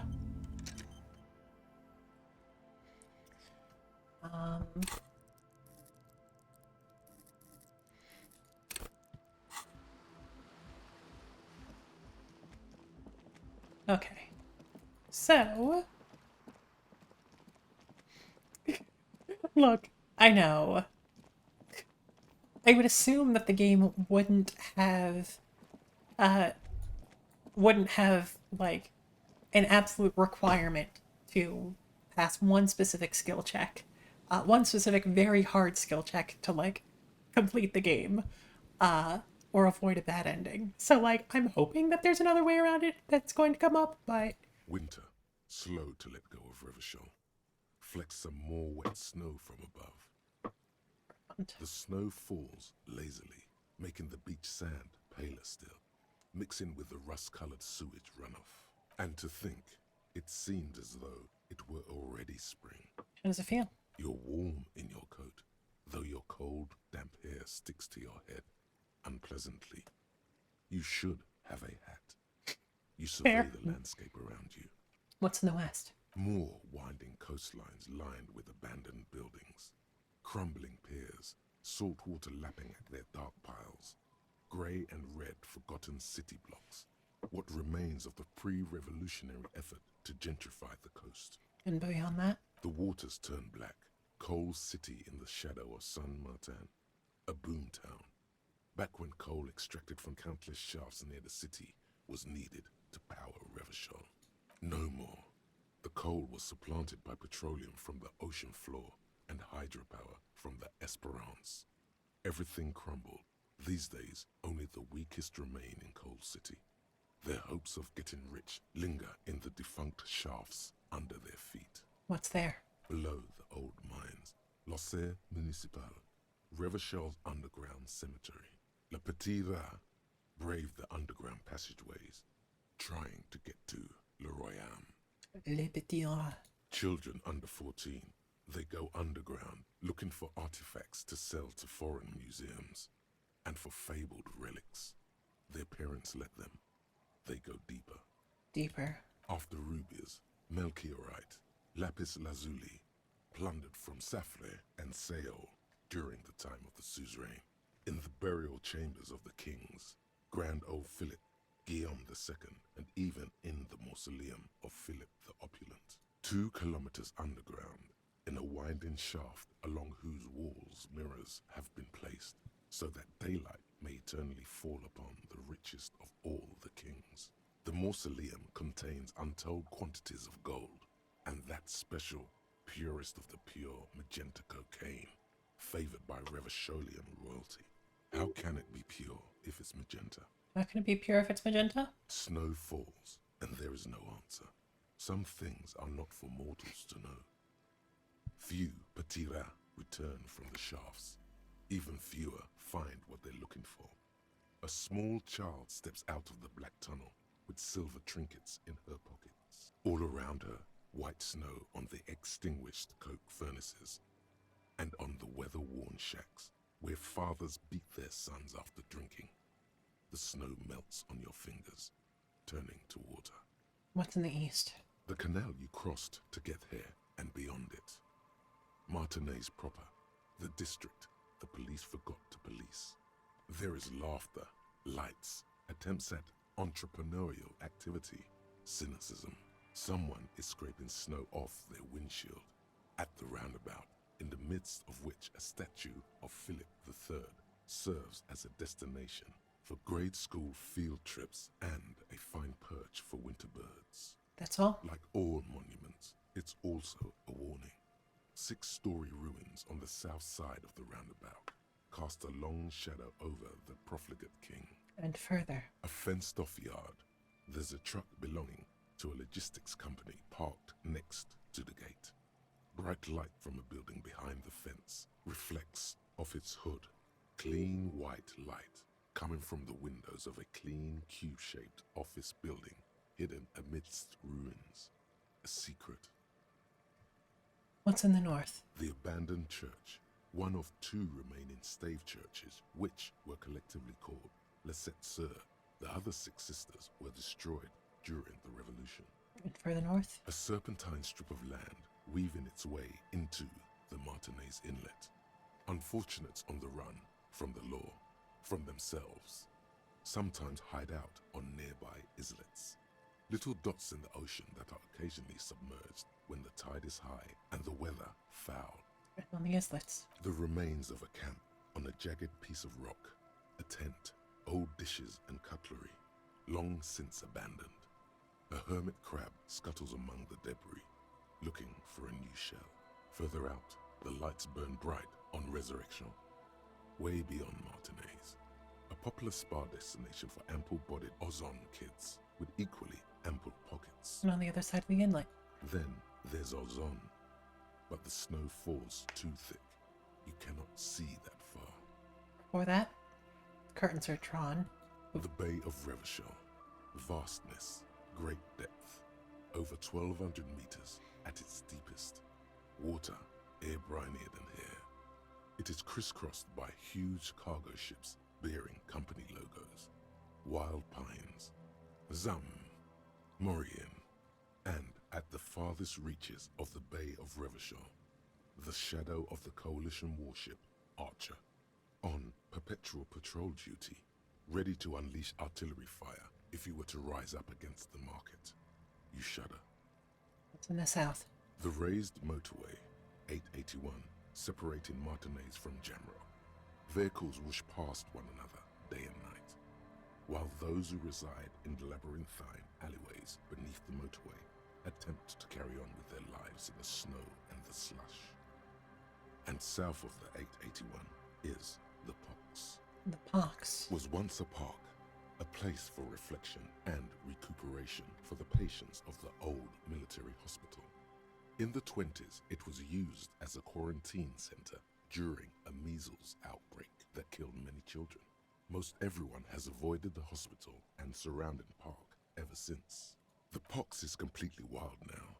Evergreen thickets covered in snow and industrial dust. Feral dogs and even wolves roaming in packs. The police try to keep the deepest corners cordoned off. But still... Heavy drug users do slip through and hole up in the old military hospital, hoping to find something to get high on among the hastily abandoned supplies, or just to overdose in peace. Further south... A line of motor garages with armored carapaces hunched in the cold. A mechanic is hard at work, patching up bullet holes in the side of a Capri 40. These are the garages of Precinct 41. Snow settles on the roof of the repurposed silk mill. It serves as your station.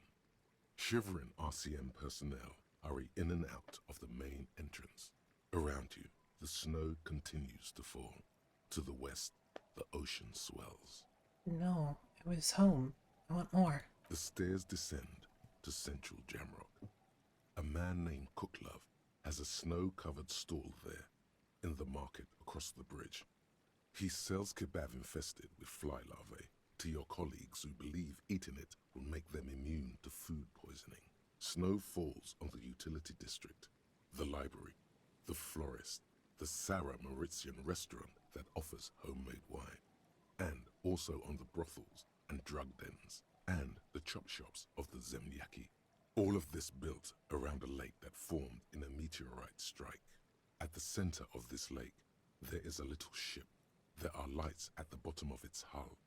They are lights directed toward the seafloor, looking for something, like whiskers. For what? A chill comes over you, crawling down your back. The sand under your feet is wet. Somewhere in the south, tarpaulin flap in the wind. What's above?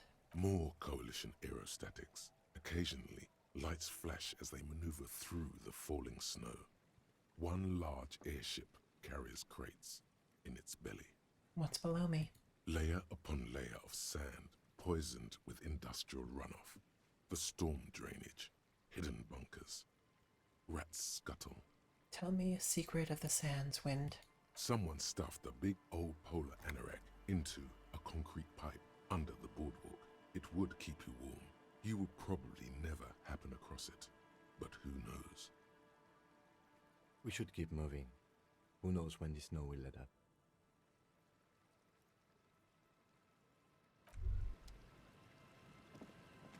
Shivers is fun.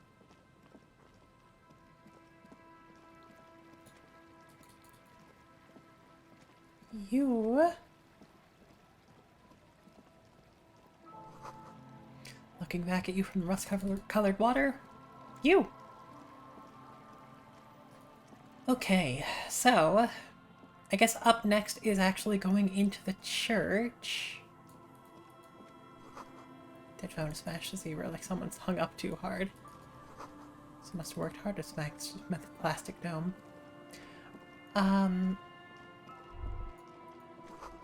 the shadow of a very large building fall on you. Rune 1147. Dusty pews in the shadows, many seem to be missing. After shattered in dark, or something like that. It's too dark to tell. So, I am going to head into the church next, but I am going to take a quick break before then. So I am going to save and refill my water. Maybe run a couple of ads. Don't buy anything that you wouldn't otherwise. But yeah, we started a little late, so the break's a little bit later than usual. But yeah, I will definitely take you up on that quench and dilate, and I will see you in just a few.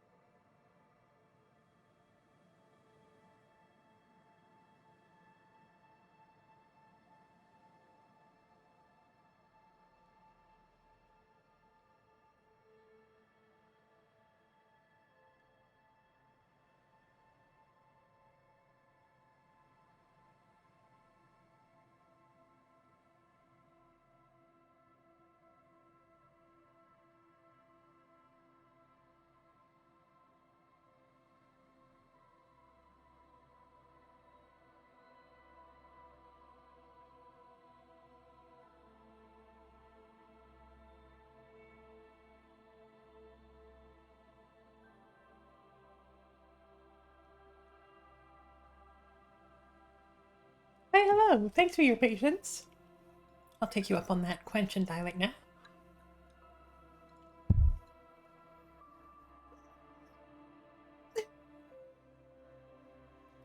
I may have, munched a slight something that was slightly spicier than I was expecting. So Heavy wooden doors, more than twice your height, stand shut in front of you. The rectangular sea-worn ornamentation appears in stark contrast to the padlock, carelessly drilled into the wood.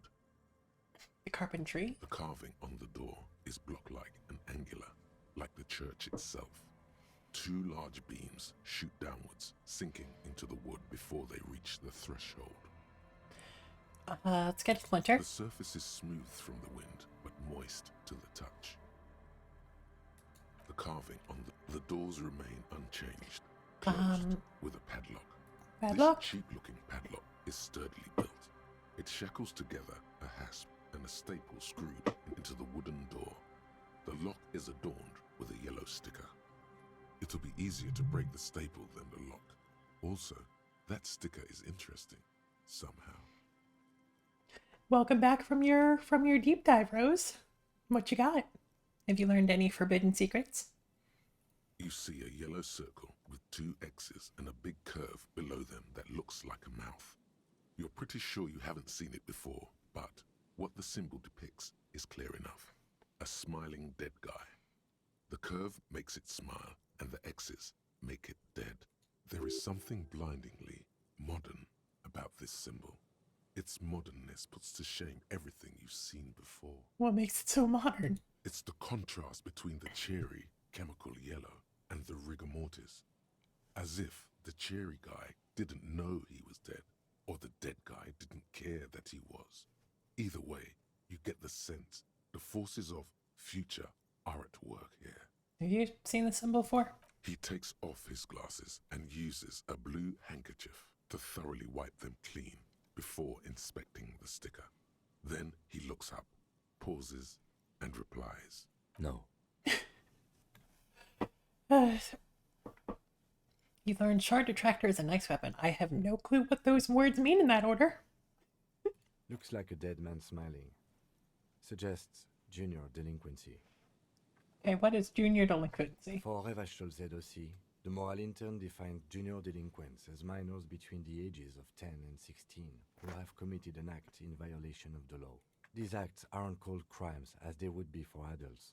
Crimes committed by minors are called delinquent acts. This was part of your officer's exams. Yes, the officer's exams that I forgot entirely. You know this, sir. What's suggestive of junior delinquency here? I haven't seen that sticker before, and I'm not a youth. Padlock, padlock, padlock. Oh, I agree. It's very modern. But does the cheery guy not know he's dead? Or does the dead guy not care that he is? What's the source of irony here? That level of conceptual thinking is not part of my skill set.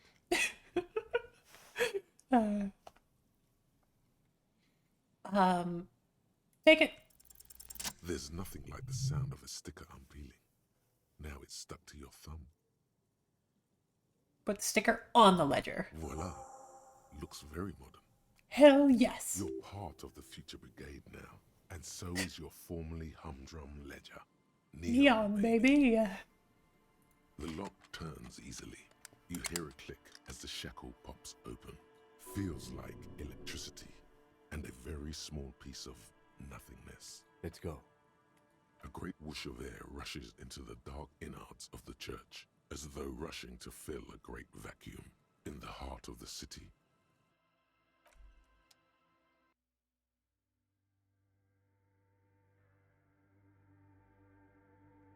Huh. Okay. Love the look. Strange stillness fills you as you look ahead. You should walk here, not run.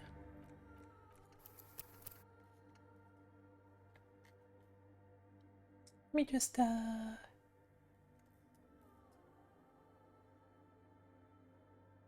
It's like, where are my most recent saves?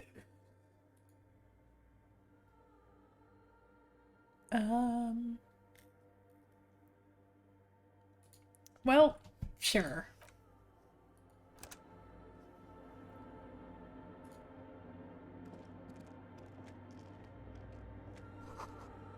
grotesque wooden figure looks half finished.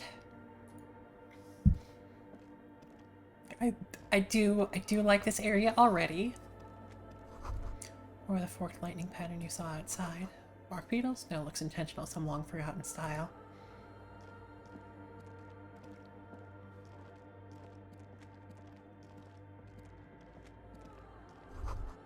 Filled with complex equations. Something to do with radio frequencies?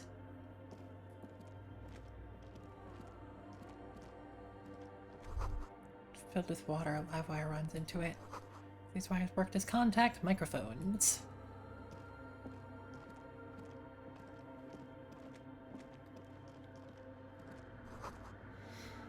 Is a reel-to-reel tape spinning on empty?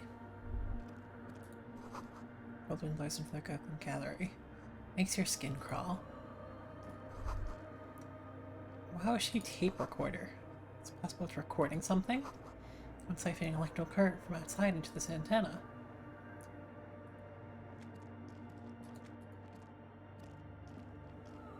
A machine stands in the corner, watched over by the figures on the stained glass window. It's turned on and quivering with soft electricity. A radio computer. And it's turned on. These machines sometimes harbor traps, he thinks. Alarm systems and the like. Let's be careful. We should leave. I doubt this place bears any connection to the case. Yes, but what is this? A radio computer. We have one down at the station. No, I don't know how to operate it or what it's used for. Let's go. This is the Ream Prefect radio computer. A model number RC7024. Equipped with a Feld mainframe and a Ream-compatible interim printer. The Ream Prefect is the governmental version of the commonly used Ream Civic model. Although mostly based on the same technology, the Ream Prefect is equipped with better noise attenuation circuits. Wait, let me just investigate You see it. fluorescent play and print buttons on the keyboard. A hatch connected to the central compartment is wide open. The lieutenant says nothing. You see the machine's glowing frame reflected back from his diamond-shaped glasses. You're free to proceed. Look inside the compartment. Behind the hatch sits a cube-like crisscross of filaments, smoldering in the dark like fireflies. Silver tape on the side says, in black marker, log, February to March. Another filament memory. Press play to talk with the repeater. A bar of fabric right above the keyboard starts producing a soft hum. The sound of static seeps through the machine's planar magnetic driver. The static gets louder, slowly filling up the abandoned hall until a voice speaks out, crackling and old, cutting into the ear. Good afternoon, Fortress Accident on Saint-Brune. This is the East Insulindian Repeater Station 1. Please repeat. Is this the personal log? This is a human interface. A retired person sitting behind a switchboard somewhere. What's the personal log? The filament you have inserted into the core. You mean that glowing thing with a tape on it? That log, February to March. I don't know. That's what I'm asking. Is this the personal log? Yes. Good. Please repeat the password. Let's look around. There's no use trying to guess the answer. I don't know the password. Received. I will register this login attempt. Fortress Accident, is there anything else I can do for you today? Fortress Accident. Sounds familiar. The company on whose name the terminal you're currently using has been registered to. Do you have any other information about this company? One moment. Fortress Accident SCS produces revolutionary interactive call-in radio games. That's what the catalog says. That's not bad. Wow, so conceptual. I wouldn't know. I'm only here for passwords. And what's that? This interactive call-in radio game? Any other questions?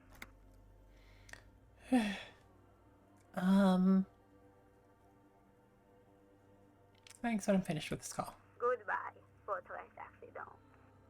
The machine's keyboard is still illuminated, revealing fluorescent play and print buttons.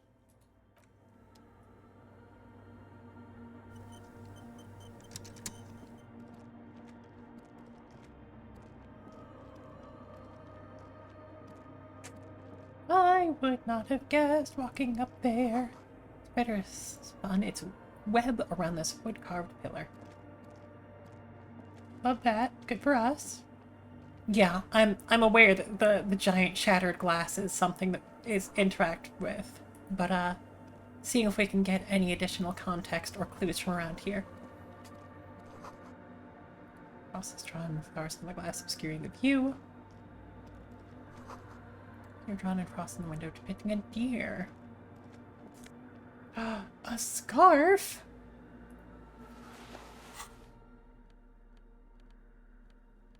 I don't think I need pain tolerance more than drama, but also, scarf! Look at that. Love that.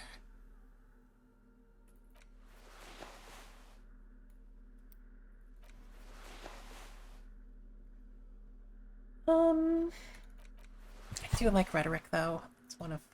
Whoop. Don't run. I don't know if that's actually going to be enforced, but... The silence in this part of the church, it's almost palpable. All the shifting matter and shuffling of living things is gone. Nothing seems to exist beyond the church anymore. Maybe if you were to stand in just the right spot, even your footsteps would be completely silent. Man, I think I still hear something. And then it's gone. Almost all of it. But for the faintest of hums, it seems the sound here is detached from its source somehow, if not blotted out outright. Truly unusual. Sounds like the Pale. Excuse me? How do I know what the Pale sounds like? From recordings of the Far Pale. You've heard them. We all have. You can hardly hear your own breathing. Yikes! Your voice is barely audible. Not a howl, but the softest of whimpers. Boom, boom, clap. You produce a few muffled thumps, after which the silence feels even more total, somehow. What's happening? The lieutenant points to his ears and shakes his head. Then he leans closer. Can you hear anything? Can't hear shit. Not really, but it's extraordinary. I've never experienced anything like this. I wonder why the church was built with such strange acoustics. His detached tone conceals how uncomfortable he is. Maybe the church was designed this way to prevent boisterous activity, singing and dancing on its premises. Maybe they wanted to discourage singing and dancing. Could be. He doesn't seem entirely convinced, though. Bell tower? The orderly rows of ceiling panels become barely visible, then disappear completely in the darkness of the tower overhead. Well, give it a shot.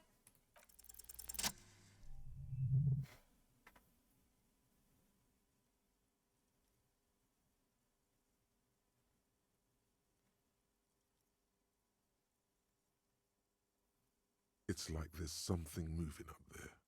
A shadow has emerged from the tower and it's making its way toward you through all the other shadows. Huh. Also, thank you for the clip of on the ceiling. Yes. The darkness makes the ceiling feel infinitely far away. Follow the shadow's movements. It's not a shadow anymore, becoming more substantial as it gets closer. The shape of an animal descends. Officer, is there something up there? Oh no. You've lost sight of it. Where did it go?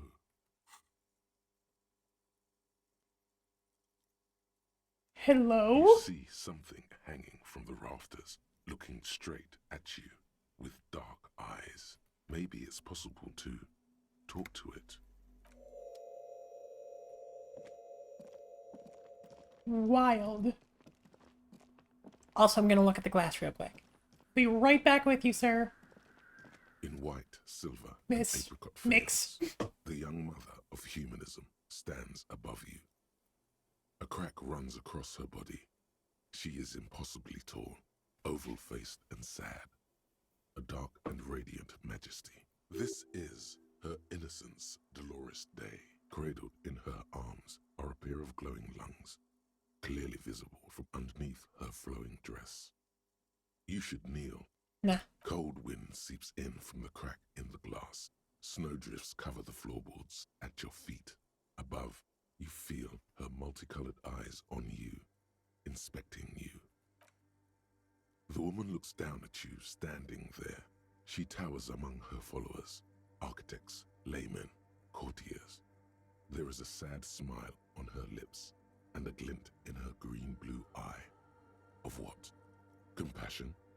Remorse? She acknowledges the passing of someone who is still alive. You.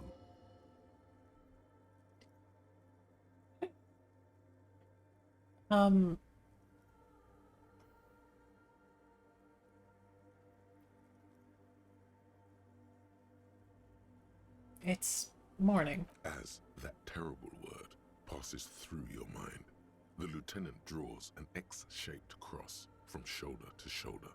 Your fingertips touch your chest 4 times as you stand in the apricot-colored light of the window. Above you, the woman still smiles, her distant smile, sundered by the crack in the glass. This is Dolores Day. The old woman in the village was right. This must be the Dolorian Church of Humanity in Martinez, or the small Pinewood Church in some records. You know It's this a minor place? landmark, not easy to find. Most maps misplace it. It was built not long after Ravachol's founding, 300 or so years ago, by first-generation settlers. On the coast of an uninhabited archipelago where only animals had roamed before, in the wild reeds. What else do you know? There used to be 7 stave churches on the coast. Les Sept Sœurs, they call them. The 7 Sisters. Only one remains. The rest were burnt in the revolution or used for building materials. We should be respectful here, although the building appears to be deserted. I do not believe we'll find anything connected to the lynching here. Something else, perhaps? Respectful? Is the lieutenant a follower of DeLoreanism? A pang of guilt? The lieutenant is leaving something out. You know why it was abandoned? I have a theory, yes. There was a police raid a while back. I heard the place was shot to pieces. The old woman in the village was being tactful with us when she didn't mention it. She has more respect for the RCM than many around here. Who conducted the raid? Well, your station was involved, I hear.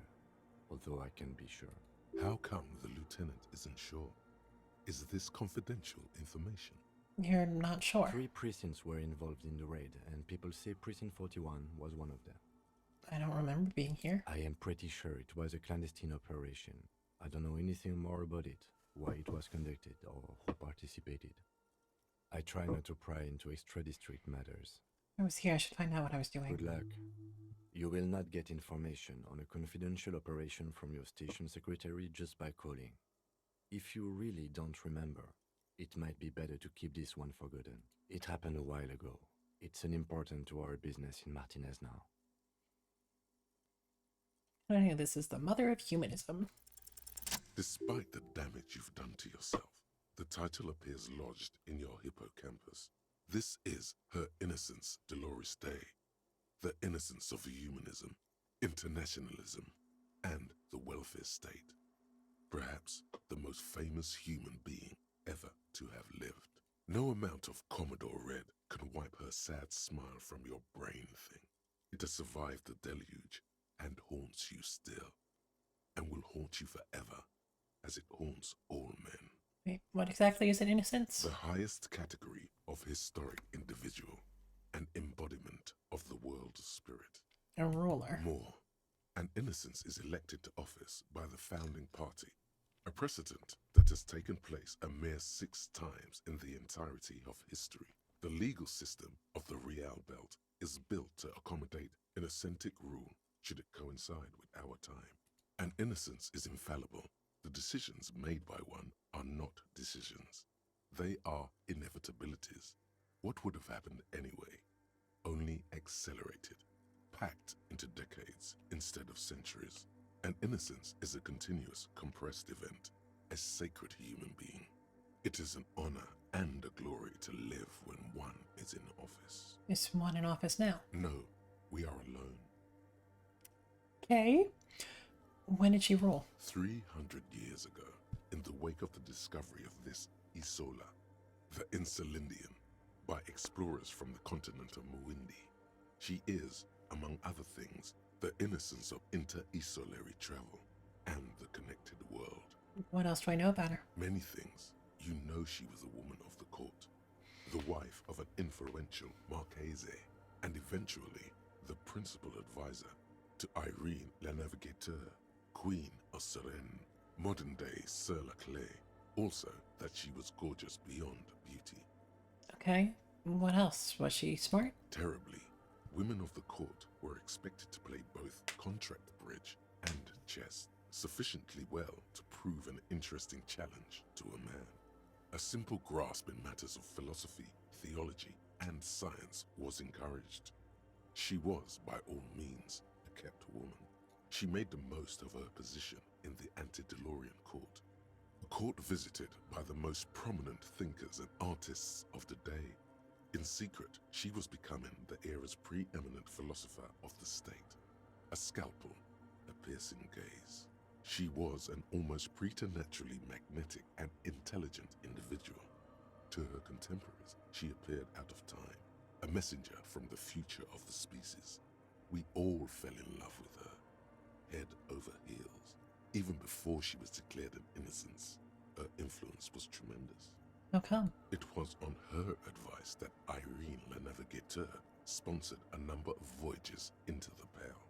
A costly, often tragic endeavor, ultimately vindicated by the discovery of the new world, the piece of reality you're standing on. She was crowned 2 years after the first expedition returned, setting in motion what is widely considered the greatest era in history. The DeLorean era. Wow. Wow indeed.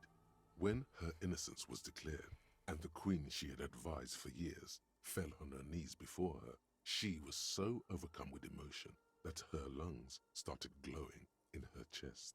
Bystanders reported golden filaments lighting the already sunlit chamber around her, clearly visible beneath her dress. That is why the lungs are the symbol of love for the cultures of the Real Belt. That's so fucking cool! What the hell? I want more. As did we all. The lands of the Mesk and the Occident, and even faraway Supramuindi, altogether 21 of the 40 mundial nations of the time, immediately accepted Innocentic rule, even before her crowning. No crowning. In a city called Advesperaskit in Vesper Messina, her homeland, the name of the city means evening comes, but it happened on a winter's morning, with the canals frozen and slush falling out of the sky. She was dressed in a white and pearl dress on an emptied-out plaza with the crowd far away. Already, her Theriers, the secret servicemen of the Innocents, were worried about an assassination attempt. I don't care how she looked. I don't care. Doesn't hurt me. Oh, she was insultingly beautiful. She was humanity's young mother, a perfect mother.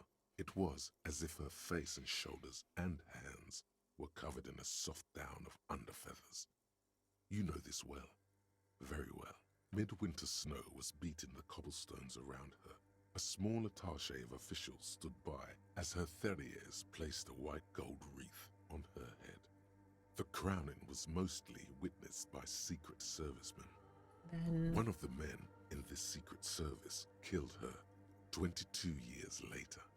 A young man who had come to suspect that Dolores Day was not entirely human, but something else.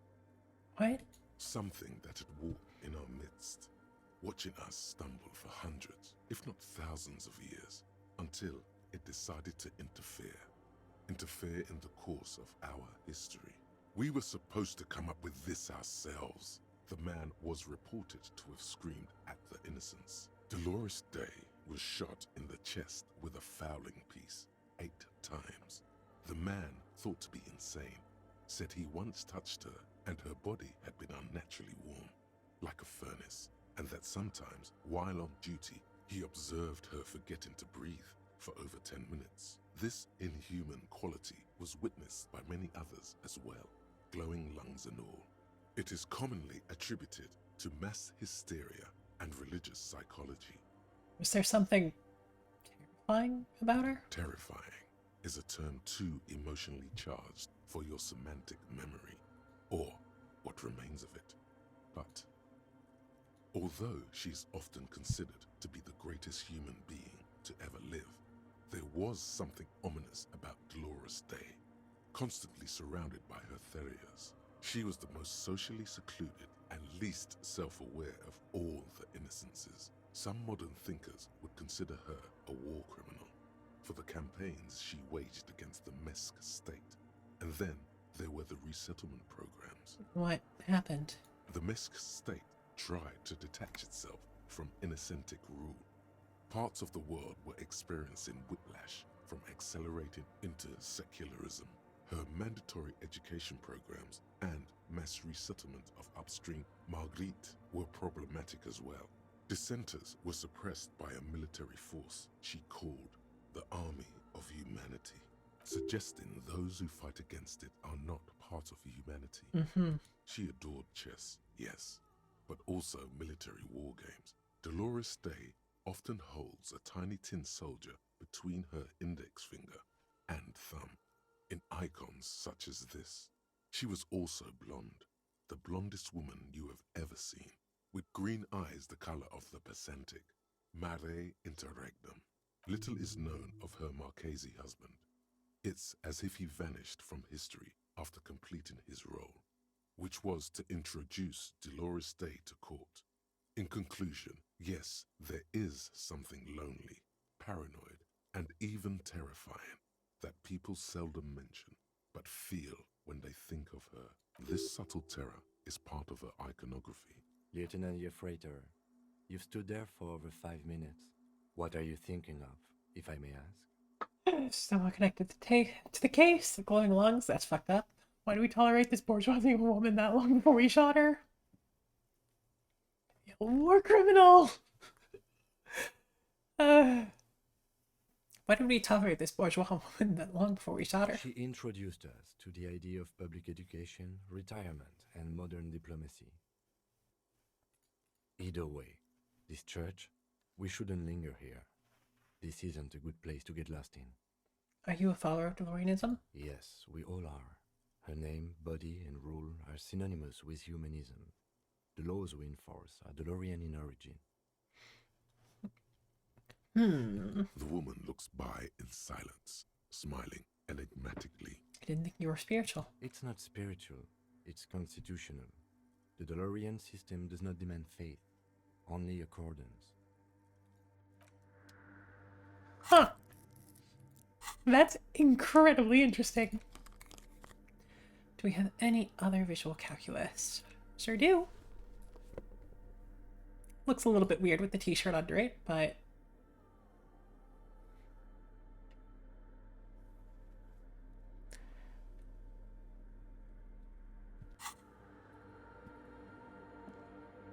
The mother of humanism stands above you.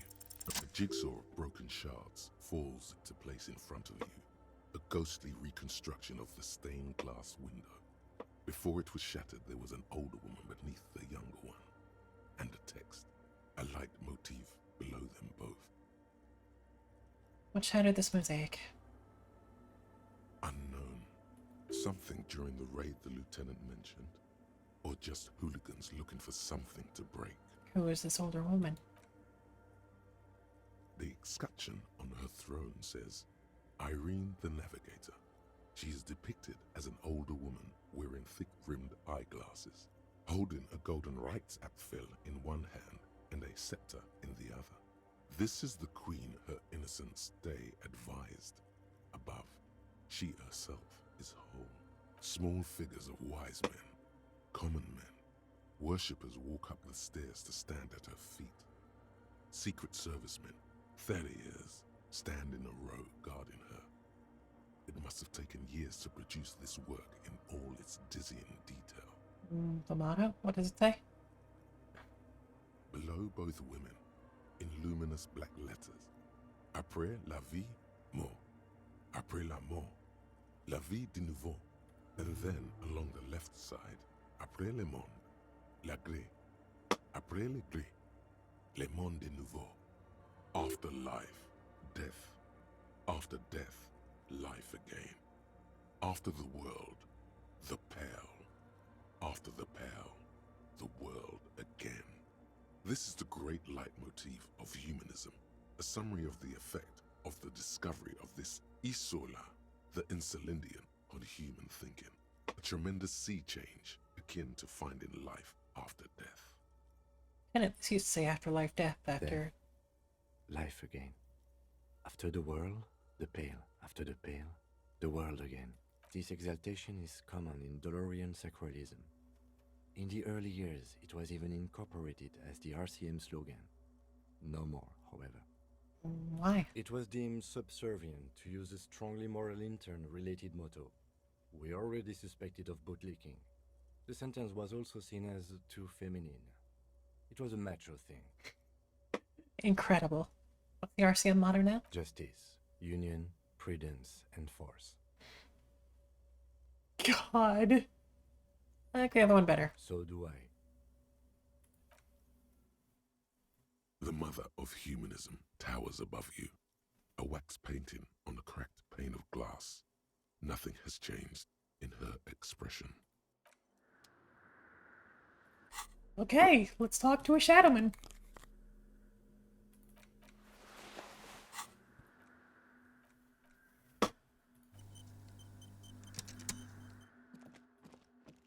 Right, running. Respect. Hello. The shadow is a man made of the same stuff as the carpentry of the building. He is studying you intently. The crab man. Hey, who's there? The man leaned forward a little, fixing you with a steady, unreadable gaze, then speaks. Habitual alcohol use has made you into a scared little pussy, Holmes. But don't worry, everything's gonna be alright. You come to the right place. Not exactly what I would have expected. That accent is Villalobos, a peninsula in Mesk and a district in Jamro. There's a sizable contingent of Villalobos-speaking Mesks in Rivershaw. Hold on, stop it right there. Pussy, what's with this? We are a feminist. Okay. I'm not scared. I just don't understand why the female sexual organs have to be associated with weakness. You really got a case of frayed nerves, pussy. And this usage comes from pusillanimous. Everybody knows that. Oops. Chill out, man. Here you could receive the mother's love.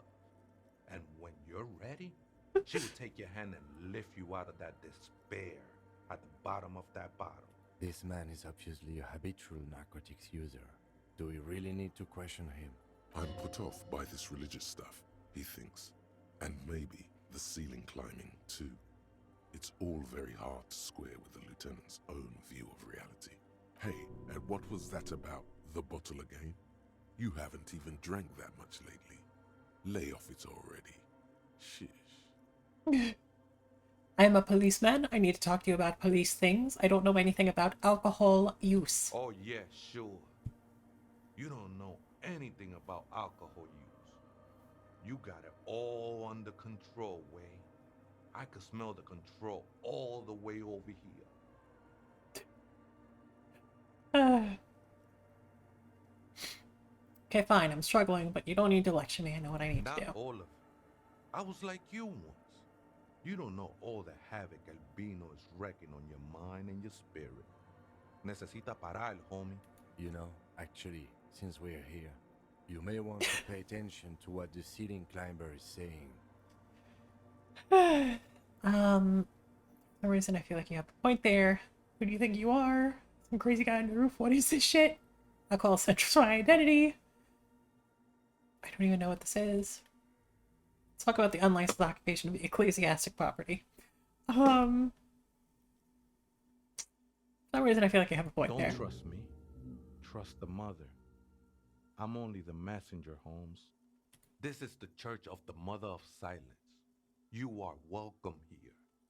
You have no idea what the fuck he's talking about. Is he just trying It's a to success. throw you off your game? Whatever it is, he's quite confident about it. Just look how gracefully he sways. 'Tis not an act, my liege. Saving perchance he hath deceived his very self. This man is a zealot. You must be the crab man. Never known myself to be a crab. But if that's the name you got for me, I won't stop you from using it. To be fair, it's really more like a spider. I always thought of myself more like a flame, flickering along the rafters and beams. It may be that I gotta work on my technique. That's not the only technique he's working on. Look at those carved sculptures. And is that a satchel of tools over there? Wait, did you also carve all those sculptures? Sure am. Whittling wood used to be something I just did to busy my hands. Now I use those same hands in service of something greater than my own restlessness.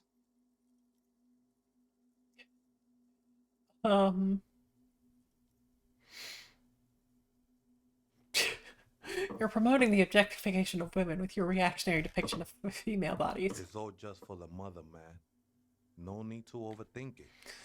What were you before you became a crabman and a woodcarver? I was in a gangway, but my memories of that time are fading.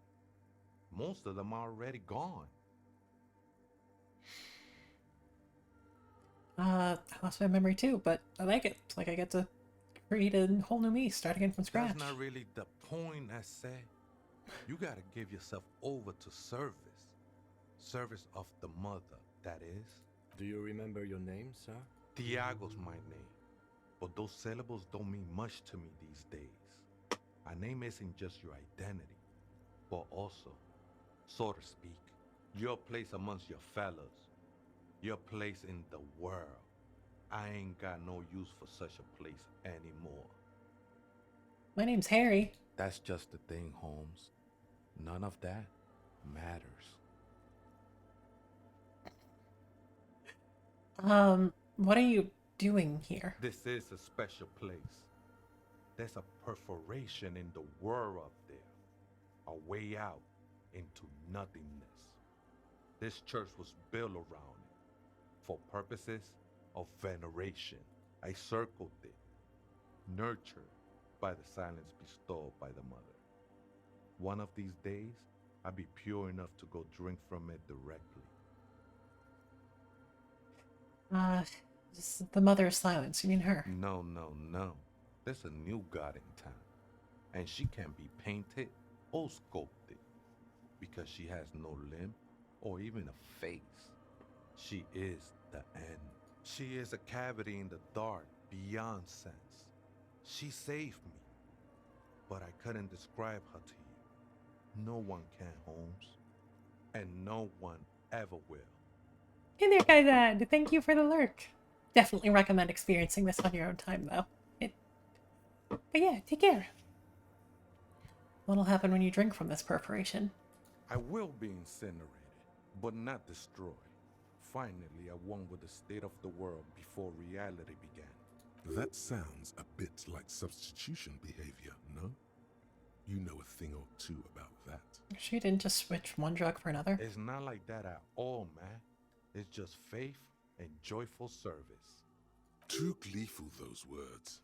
He is lying. Not to you, to his very own self. Faith is a kind of drug. I heard that before, Way. And I know I can't convince you on the spot. But think, when's the last time you woke up from silent communion with a hangover, regretting what you did last night? There are drugs darker than alcohol circling your system. I think love might have been my drug of choice. I think I'm still hungover from it. She took you for a good spin, huh? Don't worry, bro. That love is but a drop compared to the ocean of the mother's love. The mother will eat all of you and never spit you out. Being insensitive. Sorry. Let's move on. No worries, man. I know this shit takes time. I still don't understand what you're doing in the church. I'm a seraph, Holmes. I sing the mother's glory. Doesn't really make sense for you to sing if she's the mother of silence. I don't mean literal singing, Holmes. This is the mother of silence we're talking about. It's the singing of a burning heart. You may be thinking, but fire crackles. No, Holmes. That's the material that's burning. The flames themselves are without sound. You didn't find this place, this church. Hard to say. I think I did some construction work here, back when I still had material worries. Up there, I realized what the true purpose of the church was. Been spending a lot of time here ever since. The past is nothing to me now, eh? It didn't belong to me. Does it mean he witnessed the police raid? Is your scarf flying around here? I think it was. A long time ago. I had to share it like a skin to get closer to the center of the silence. You could have it. I don't need it anymore. The scarf looks pretty dapper, actually. Right, The sinewy okay. figure lingers on the wooden beams, blending into the shadows. You've been here for a long time. Did you see the police raid that took place here? Something like that. Did you witness it? Not really. Or at least I don't remember much of it anymore. The mother's love has done its job. That's what's so great about the mother. It lets you forget about everything. Do you know where the other spooker is? ¿Other spooker? Oh, esa viejita es muy estudiosa. Don't know, Holmes. Viejita is grandma? Wait, so there is another person living in the church, and it's a viejita? No. I just call her viejita because of her clothes. She's actually quite young. Or maybe not that young. Age is just one of the many masks we wear. You don't know where she is? That's what I said, Holmes. You not know that when you both live here. Don't really follow her comings and goings. Just see her typing on her computer now and then. We got different interests. So you got nothing else to tell me? How she looks, what she does, who is she? I'm afraid not, Essay. You just have to wait until she comes back, or search through her radio computer. Any chance you heard the viejita say the password to a radio computer? Too many times, Essay. You need it for something. Surveys are a good way to fish for personal information, especially in the name of public safety. God, the fact that drama literally turns into a hissing snake when lying is doing a survey of passwords and passcodes, identifying regional trends in the interest of public safety, of course. Don't sweat it, vato. The password is afterlife death. What you think of that? Makes me almost pity La Nilita Pequeña when I hear it. Right, we're trying to turn this place into a nightclub. The ones in the tent outside, right? I see them. Guessing they're the ones who call me a crab. Probably scared of me. So, what do you think about the nightclub, that is? Why not? They wouldn't bother me none. I'm usually way up there, imbibing. Ain't no music on earth that can reach where I go. Might even be nice to have some company. He said that in spite of himself. He's more attached to the human than he'd like to think. Okay then. Thanks. I think we're done here, Essay. That was an interesting conversation. Sure was. However, I'm still not sure how it's relevant to our investigation. I mean, the implication there is that, like, way up in the rafters of this church, like, there's some small portion of the pail. Yes? Hey, her Innocence Dolores Day liked little figurines, right? Liked holding little men between her fingers, remember? What? You have the Headless Fallen Rider figurine. You should give it to her. Win her back.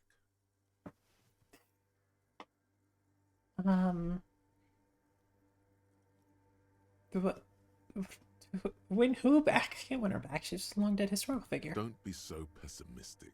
Love doesn't die that easily. I should, yes. This is a task of mine now. So very, very, very nifty. Nifty and mysterious. This is surely what the figurines are for. The mother of humanism stands above you. A precious. Looks like a Kankan's figurine to her. Because she's a stained glass window. That does seem to be a problem.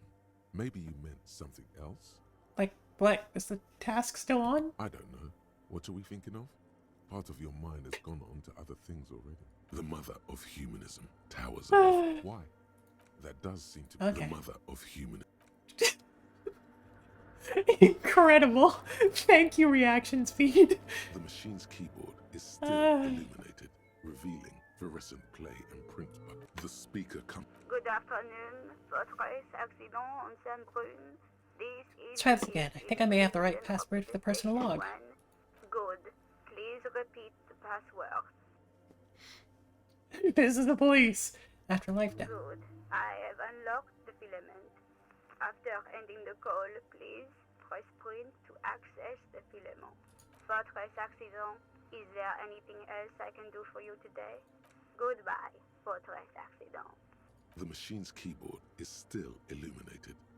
The printer prints out a long text document with dated paragraphs. It looks a bit like someone's journal. The first entry, made on the 4th of February, 51, by an unknown author, is short and concise. Arrived at the church, the door was boarded up, so I used the crowbar to get inside. Looks like the place has been deserted. Nothing out of the ordinary, but I'll ask around. Need to figure out how to get the electricity in. The lieutenant leans closer, scouring the printout over your shoulder. Just as you finish reading, he looks up, muttering under his breath. 4th of February. That's over a month ago. Whoever set up those machines has been here for quite a while. 6th of February, 51. Had a little chat with the local fishermen. Said I shouldn't go near that place, that the church was spooky and ridden with narcotics. It's a little spooky, all right. Still haven't figured out the electricity. Thank you for the quench. 7th of February, 51. Finally got the electricity in. Next on the agenda, a new antenna. I'm thinking Eska series, something advanced. Why would she need an antenna? Why would anyone need any of this equipment here? 8th of February, 51. Bought the antenna. Had some problems setting it up. Called Simon for help. Heard the others are back to making art. Drinking somewhere out of town. Sulislav started a rock band again. Lexi has been seen asking money from strangers, but at least the artists have their act together. They're qualified labor. They can get work anywhere. Graphic design, ads. The programmers are doing fine too. I mean, they're programmers. The writers, though, they're fucked. I just have to find out what caused that data loss and be done with it. Still don't understand how it managed to wipe out the backup, when the backup wasn't even connected to the front. I know. Everyone thinks it's impossible. They say I must be lying. I'm here to set it right. Data loss. Seems like something to do with radio computers.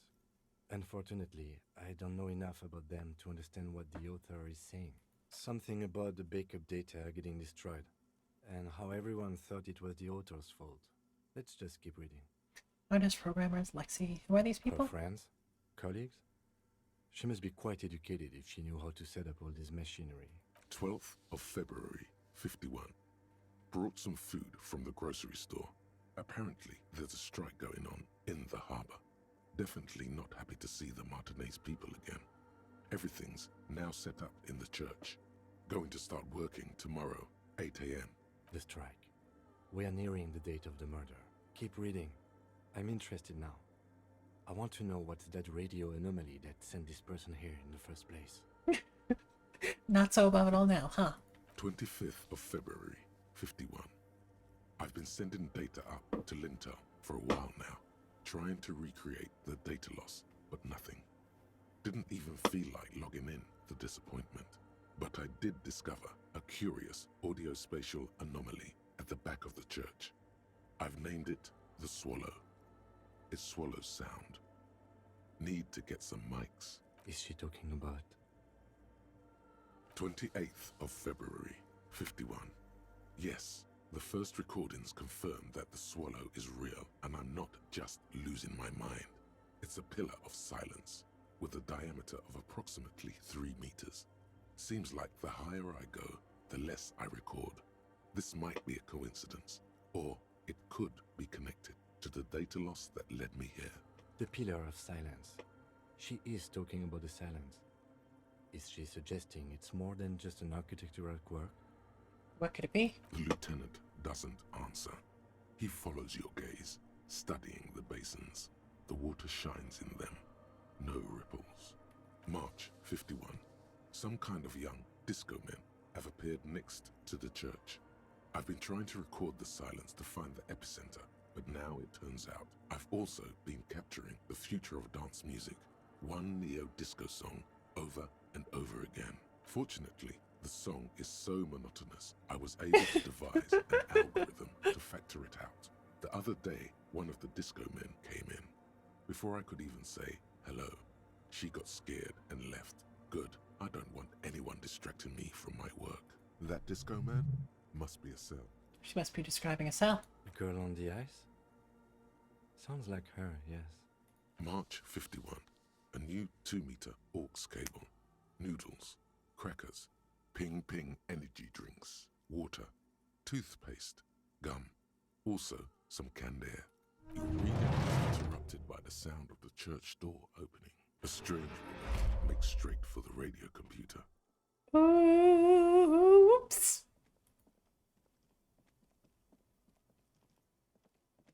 Hi. Hi there. Definitely not snooping. We're the police. Breaking into my radio computer, I see.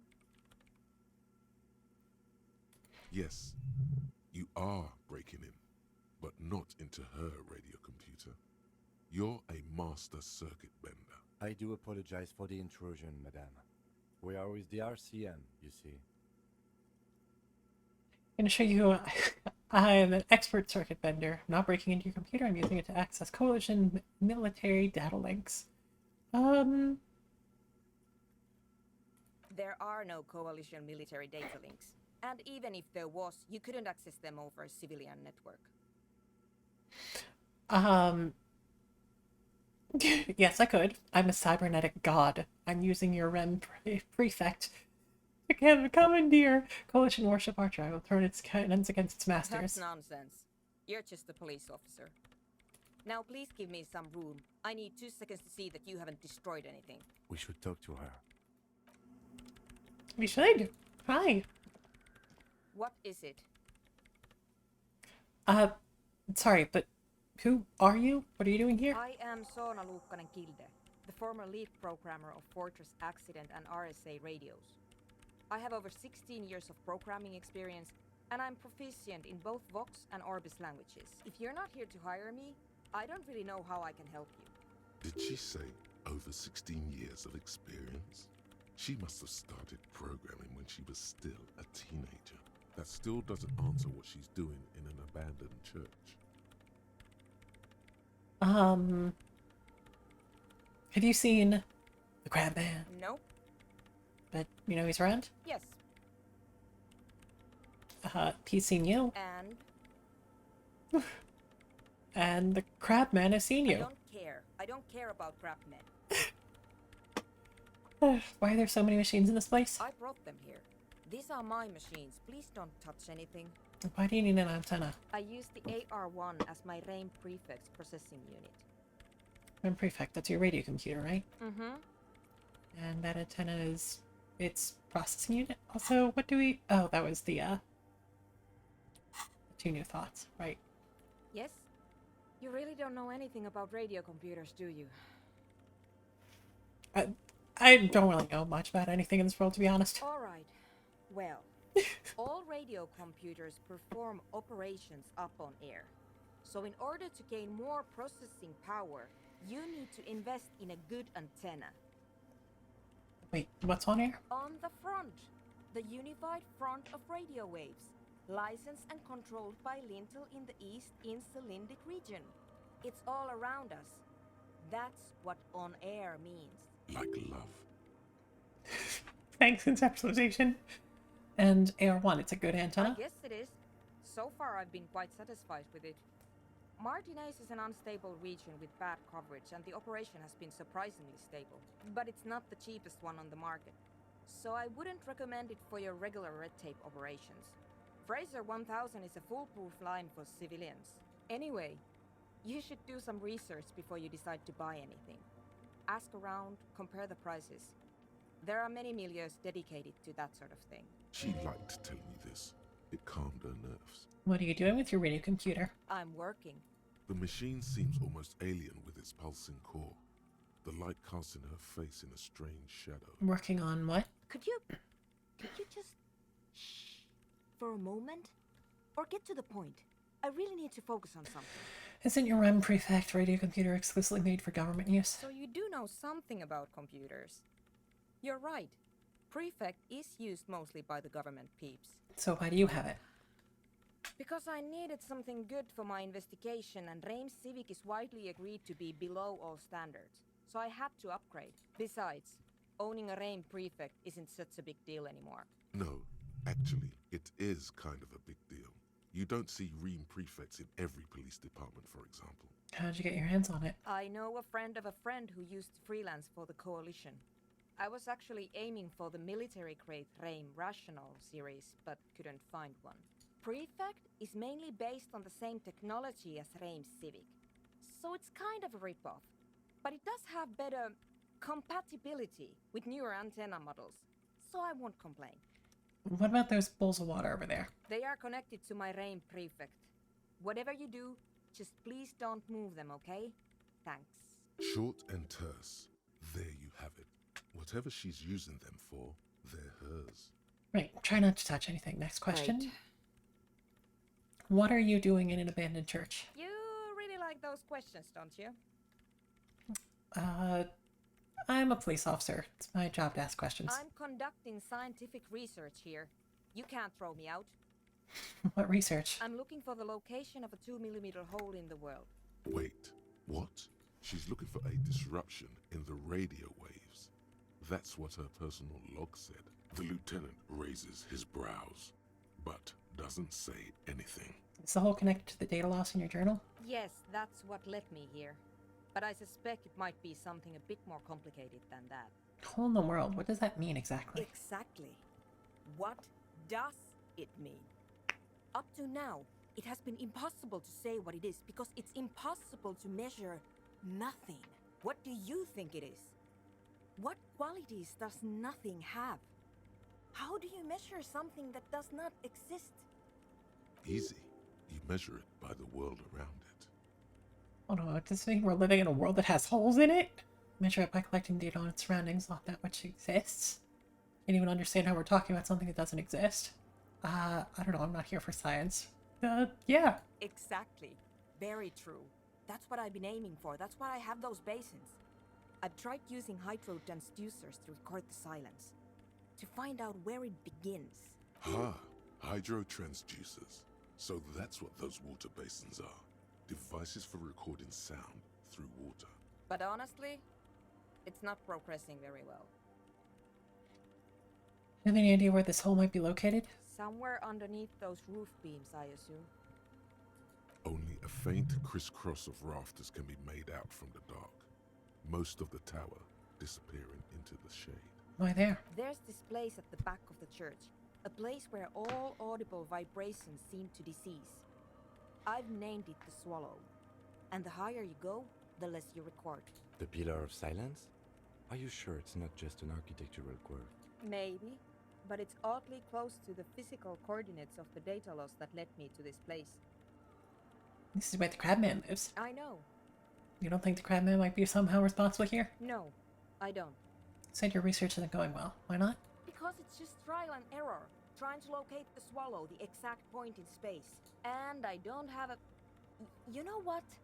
It would be really helpful if you could just stop talking and let me work. So I wanted to know about the scary 2mm hole in the world for now. Great. Thanks. Hey, how do you feel about hypnotic dance music? What? I hate it. I bet she hasn't even heard it. Um, okay, wow, that was quick. Why do you hate it? Maybe I'd have to be on drugs to get it, but to a sober mind it just sounds like uninspired rug whipping. No idea what it has to do with either dancing or music. Right, but how do you feel about a club for erotic dance music? This is about those speed freaks in the tent, isn't it? I've got some news for you. It's not a nightclub they want to build here. What do they want to build then? Take a guess, why don't you? Youth center would be nice. Still convinced they want to establish a nightclub for erotic dance music. They said it's their dream. I can't believe they got you so easily. Go have another talk with those up-and-coming entrepreneurs, will you? Thanks. Good luck. I'm not coming in there. Okay.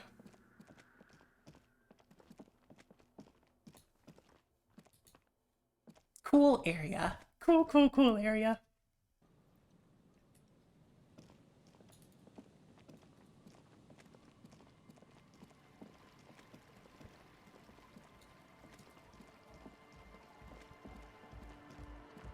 Okay, so, good news, bad news.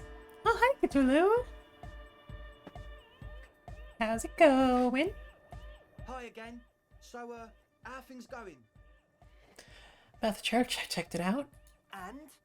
What happened? Talked to the crab man. Oh, man. Who is he? What did you think?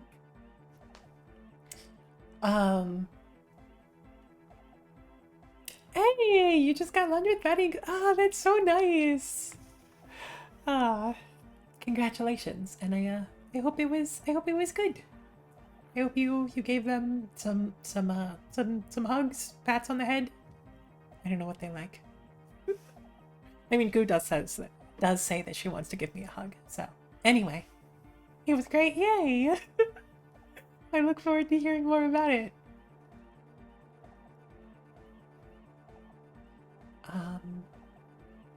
Aw, cute. And thematically fitting. What a sweetie.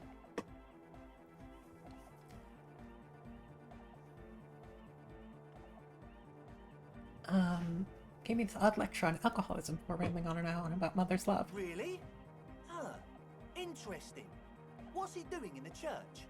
Just preaching and praying. Clearly enjoys the physical activity. Just preaching and praying from the looks of it. No matter. Is he gonna be a problem? Yeah. Noid is right. Let's get back to the point. What are we gonna do about him? These guys will never catch him. You will never catch him.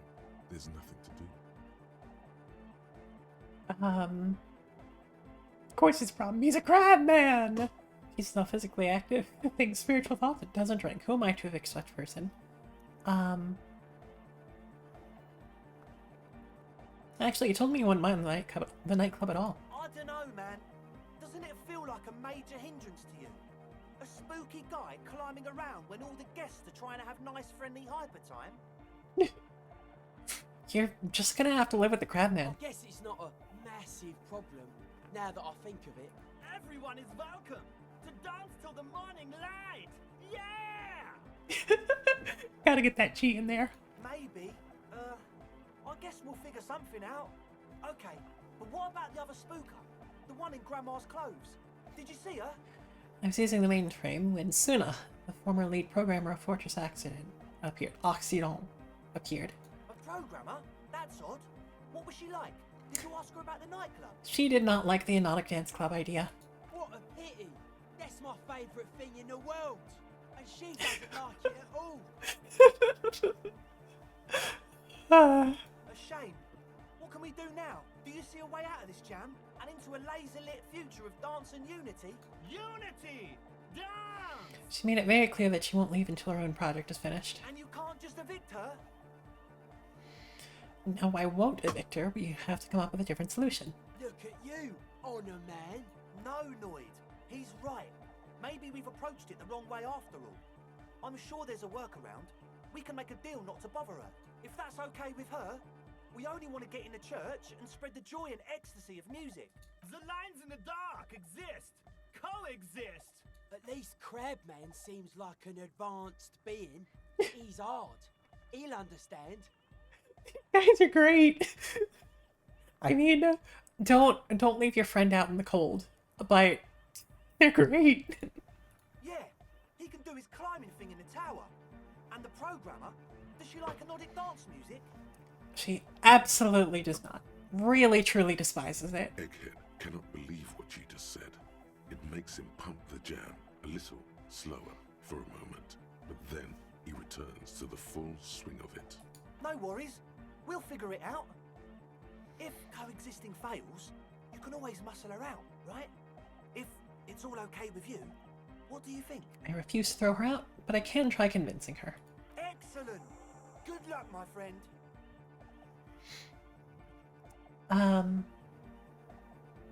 They have an upbeat air that is missing from a majority of the rest of the people you talk to. For good reason, but it is a nice change of face.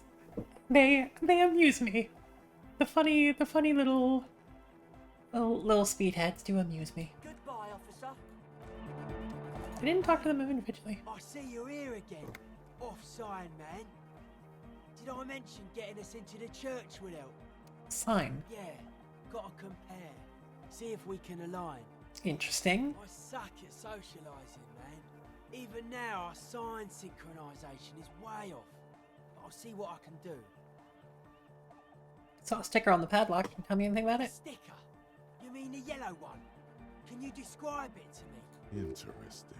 He wants you to describe it, though he already knows what it looks like. I mean this one. Oh, wow. Right on your cop ledger. You like it? It's very modern. I'd like to learn more about it. You're right. It's the harbinger of a new era. What would you like to know? What's it supposed to be? The dead guy smiling. What does it mean? Why is the dead guy smiling? He defeated history. We are living in the age of history, and in the eyes of history, we are always already dead.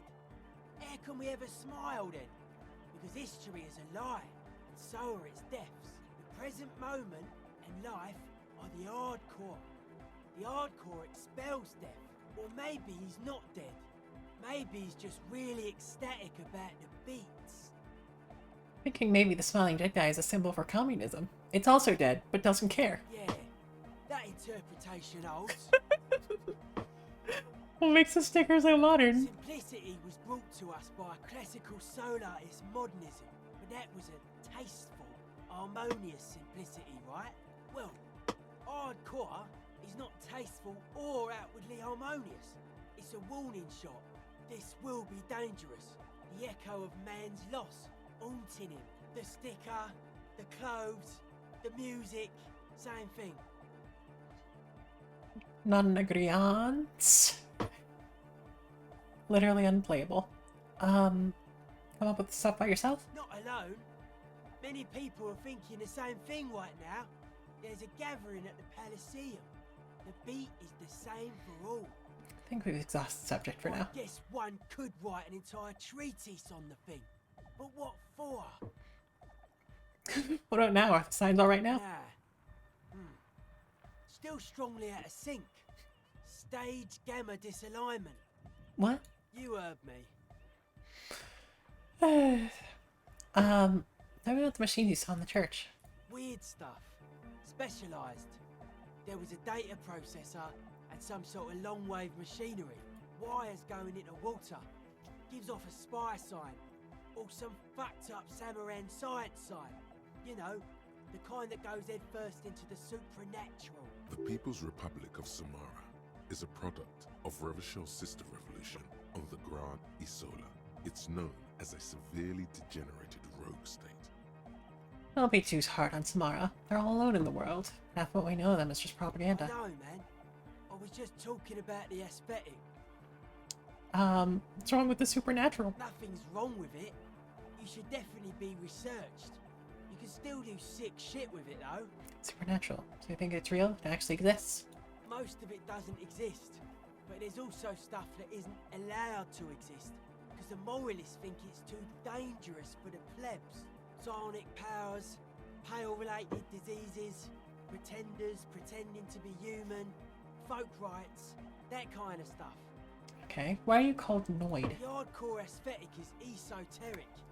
It's not meant to be discussed with the law at this moment. I don't understand what that I means. can see that. Further sign matching would do good for us. One way to achieve sign synchronicity would be by getting us into the church. Okay, fair enough. A young man with peroxide blonde hair holds up a Harman Welshi tape player, nodding along to the music. He looks at you with a knowing smile and says, Hardcore! Is it? It's hardcore! You're just gonna keep saying it's hardcore, aren't you? Skibberdy, skibberdanger. I am the rearranger. could there have been a right way out of this garden of forking paths, you think?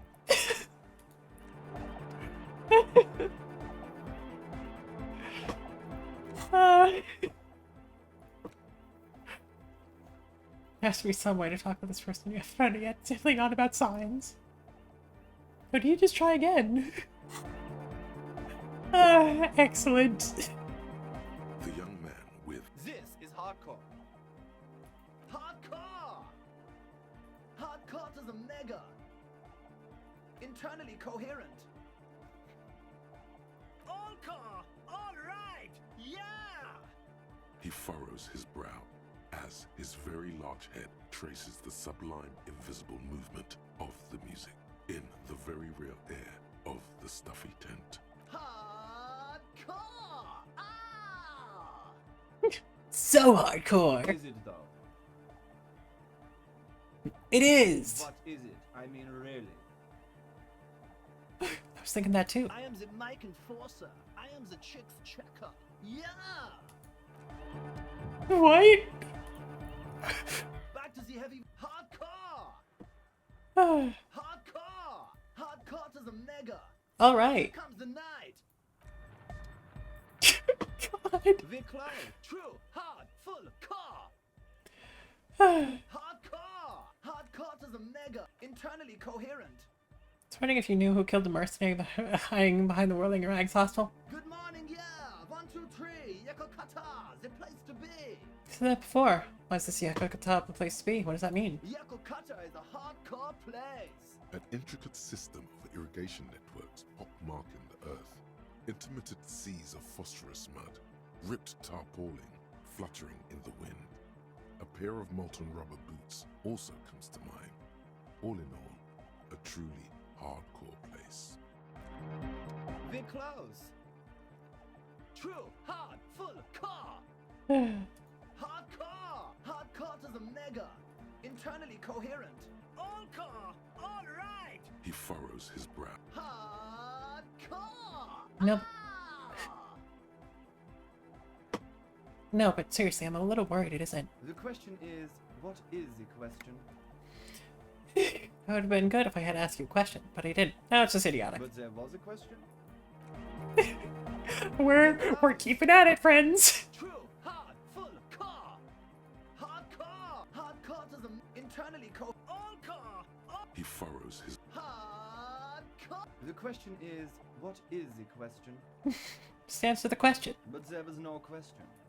Fine, again. The cloud, true, hard, it's hardcore! I don't know what to say to that. Skibberdy, skibberdanger. The cloud, true, hardcore, hardcore to the internally all car, all right, yeah! Please tell me, what exactly are you doing? Gotta get the people going. Why? I'm the party boy. It's my job. What is a party boy? Hardcore party 25/7 beyond the winter's orbit style. There is a place far away in Cutler, beyond a certain latitude, known as Winter's Orbit, where there are 25 hours in a day. It is a tremendously cold place, abandoned to drunks and failed rock stars, full of etonite, depression, and half-finished ski-flying hills. The Suru live there. The cloud, true, hardcore, internally coherent. All car, all gotta get the people going. I see. Yeah, request. I want everybody as close to the stage as possible.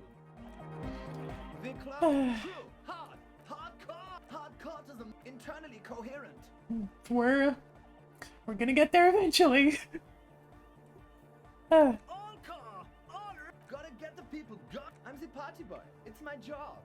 I think I'm also a party boy. 2 on a track. Watch your back. Watch out for the heart attack. Still don't know if we're any closer. We're close. True. Hard. Full. Hardcore. Hardcore to the internally coherent. All core. He furrows his... Hard. Is it though?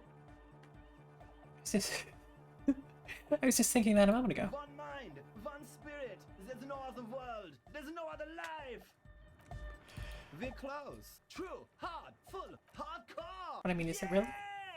This young man adds a capital G before the H in his yegs and args.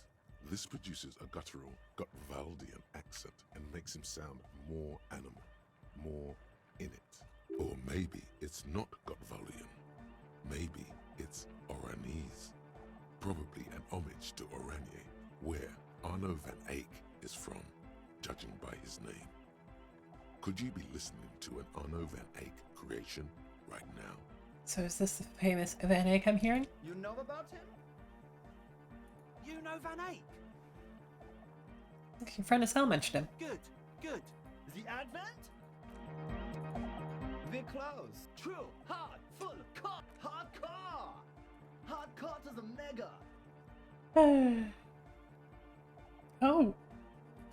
Did that appear on stream? I don't think it did. I may have just gotten a friend request. Internally coherent. All core. He furrows it. Hardcore. Is it though?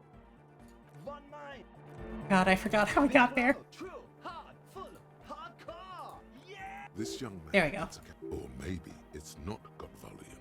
Yeah. Maybe it's... The Y to the E to the A to the A to the A to the A to the A to the G to the H to the exclamation mark. Yeah. He missed one A.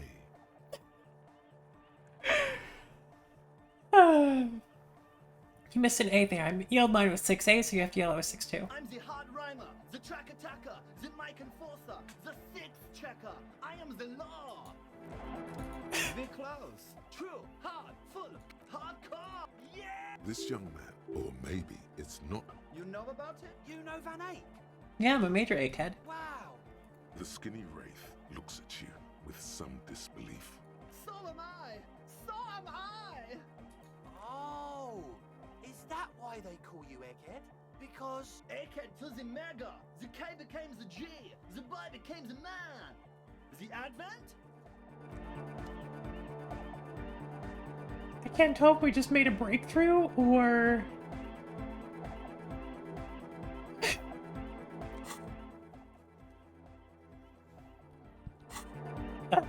We're close. True, hard, full, hardcore.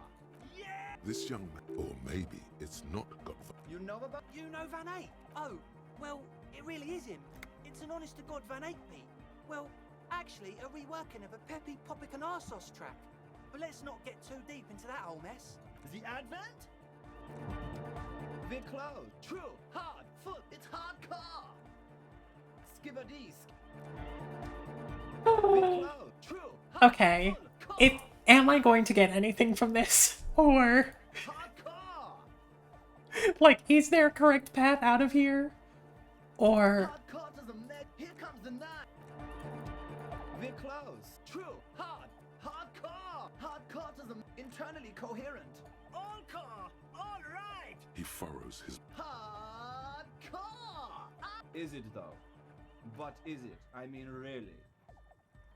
the question is, what is the question? No, but seriously, I'm a bit worried it isn't.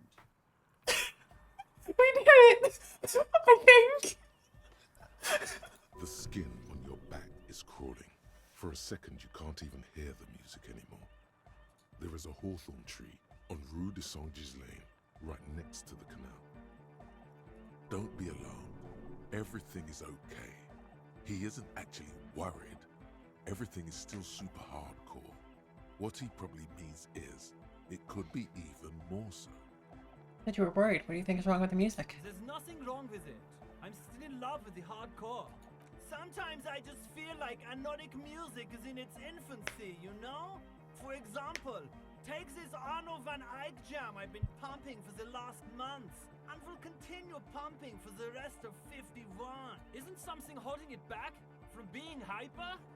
It's like it's only ultra. I think it's super hardcore, but you're right. It's not hyper hardcore. If anything, it sounds a bit proto, like it's not fully formed yet. You might be a moribund alcoholic and a failed cop, but you are pretty certain a thing cannot be both proto and hardcore.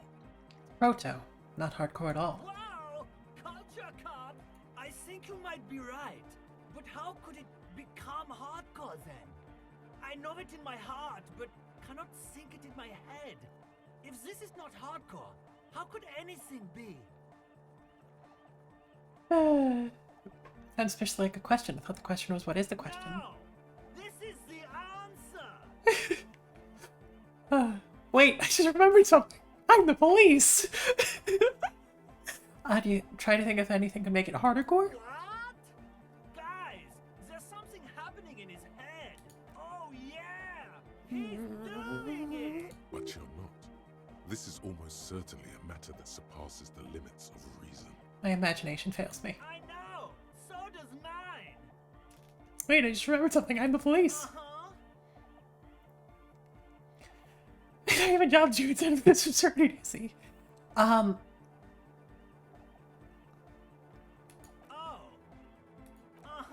It's actually more likely to hinder us. Well, you need something. Something extra.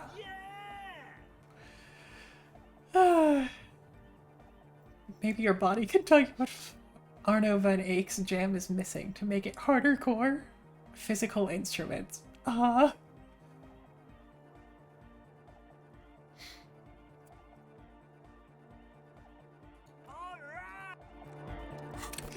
Okay, do we have anything else that's physical instrument? Doop, doop, doop, doop, doop, doop, doop. That's half light. Doop, doop, doop, doop, doop, doop. That's pain threshold.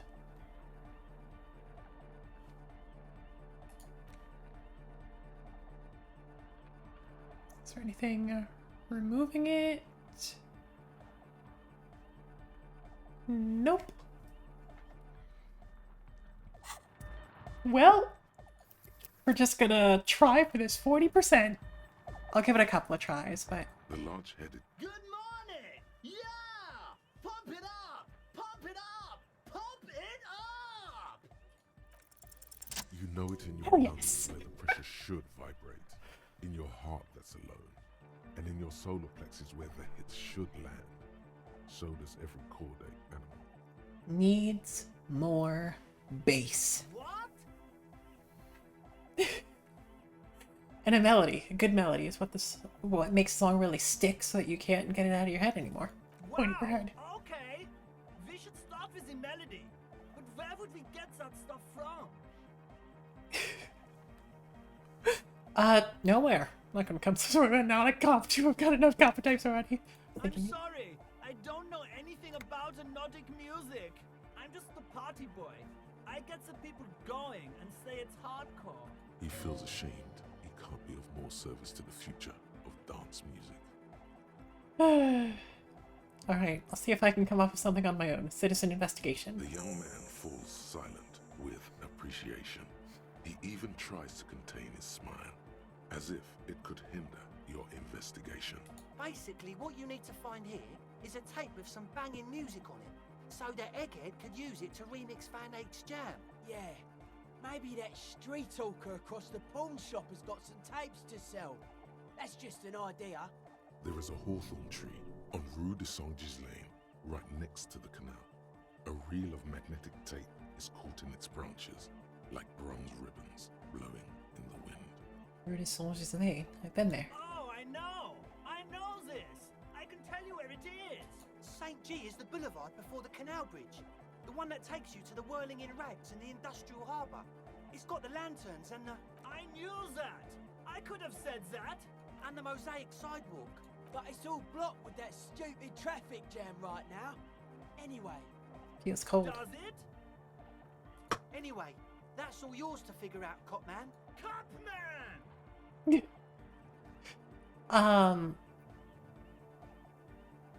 Are you a thought reader? No nation, but transnation. No war, but class war. So you're not a thought reader, you're a communist? He's not a communist. It's just something he likes to yell. He picked it up from a tape jockey at the Elysium. She was a communist, though. Yeah! With the rebel yell!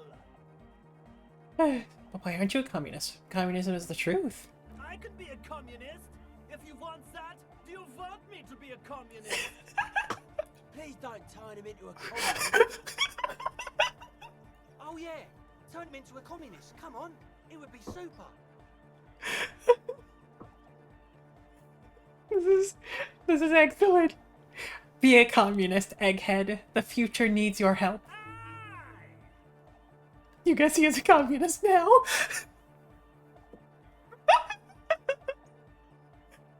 Don't be a lunatic.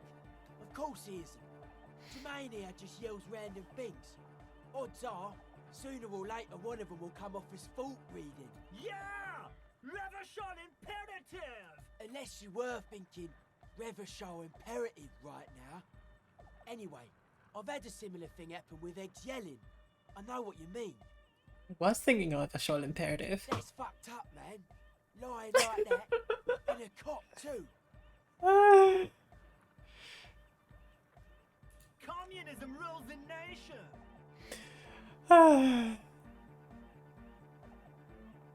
Right on, Comrade Luminary. Here comes the sun! Why are there lungs on your belt buckle? Lungs are for love! Why would lungs be for love? When Dolores Day was anointed innocence, her lungs started glowing through her body. For the world loved her, and she loved it back. Yeah! Why wouldn't they be?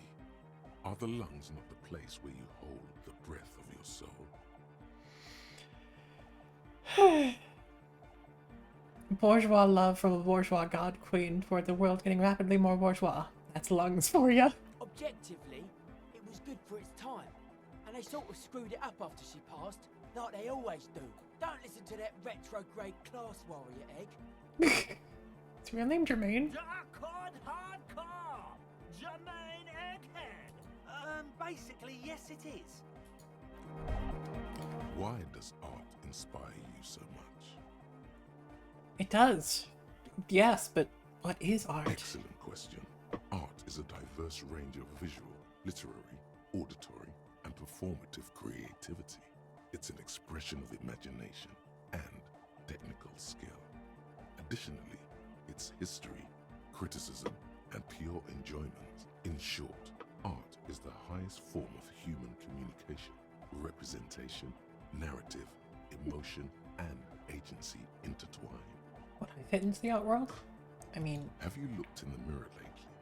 You have the exact features of a savage art critic, with that beard and those clothes, disheveled and prophetic.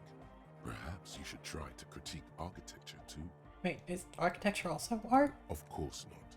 It's autism, box drawing, masturbation with a ruler and a sextant or whatever they use. You should demean and criticize the genteel institution of architecture while extolling the virtues of the pure arts. And what about music? Is it art? Only the most experimental kind. Because I have been feeling critical lately. Yes, you seek substance. No vapid representations and reproductions of social mores as made manifest in stuffy biennials. We're talking real, living art here. Become the art cop. Half art critic, half cop. Wait, but don't I have to be 100% cop to get the case finished and all that? Quit being so indecisive. What are you going for here? Some kind of indecisive and camp aesthetic now? Strike a bold shape here. Go art or go home. 50% art critic is what's needed to free me from rote repetition, so be it. Exactly. It's not only Actual art degree. catch the criminals off the street, you must also apprehend criminals of the printing press and the gallery, the trite and derivative artists, and writers of the world. Go ahead and provide savage criticisms, art cop. The world is yours to rip to pieces and reassemble.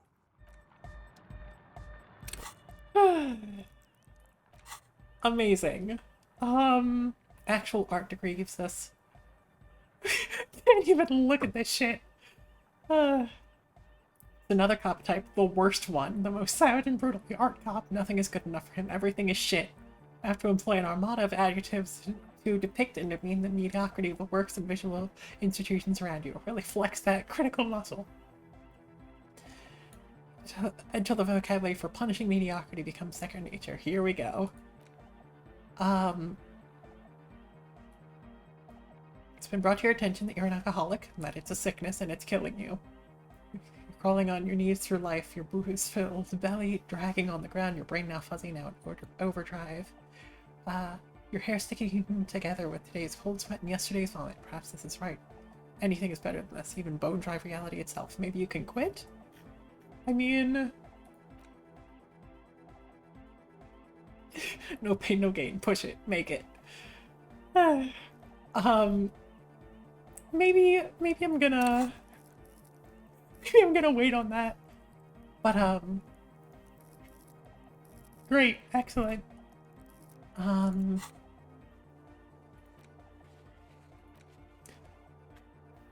So, I am going to run a couple more errands. Oh, thank you for the quench.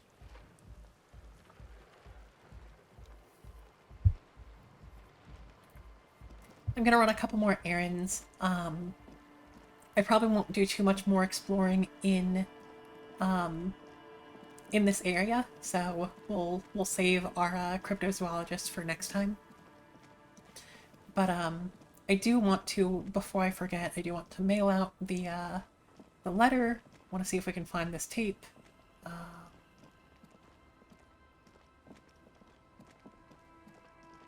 And we'll see where we go from there.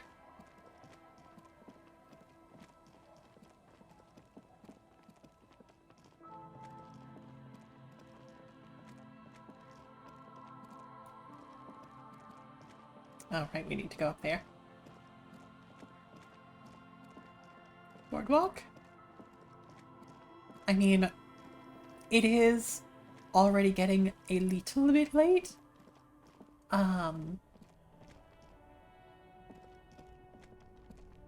So I'm not sure if I want to, like, approach an entirely new area yet. The speakers below are banged up and worthless. Everything's still cool here, officer. Quick question, you sell any tapes? You mean like music tapes? No, music is out. Don't listen to music. I sell extremely cool sunglasses. If you want to get your mojo going. I have no idea whatsoever where I could find tapes. Tapes? Tapes are everywhere. They're worthless. Kids throw them in the trees. There's one in the bushes, right behind this lorry. No one would ever throw a good pair of high-quality plastic sunglasses in the bushes, mister. To the west, dark brown ribbons of tape hang from the tree, flowing in the wind. You should have a look. It's better than nothing.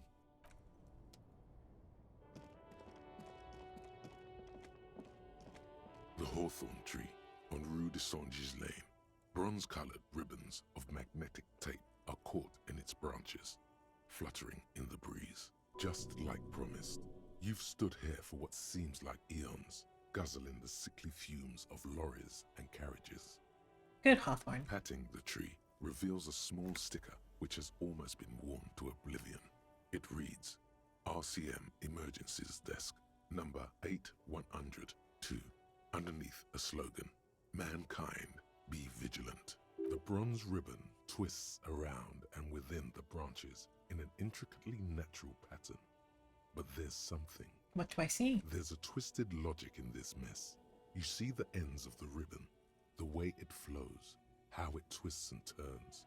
It's all starting to make sense. It'll be easier to remove now. With slow and deliberate motions, Double sixes. pulling, bending, and unraveling, you manage to extricate the magnetic tape from the branches. It curls up into a mess inside your pocket. If only you could find a way to re-spool it, so that you could hear what's on the tape. Maybe Roy from the pawn shop can help you with this. What's the tape for? For Egghead, promise to make his Van Eyck's gym hit a bit harder. Maybe this tape can help. How? It's broken and unspooled. Do you think your new buddy knows how to fix it? I think at least one of the ravers would know how to fix a broken tape if they want to set up a You nightclub. could also get it fixed at the pawn shop across the street. We shouldn't waste our time. Good idea. He might have the tools. The tape projector in the pawn shop uses similar tape.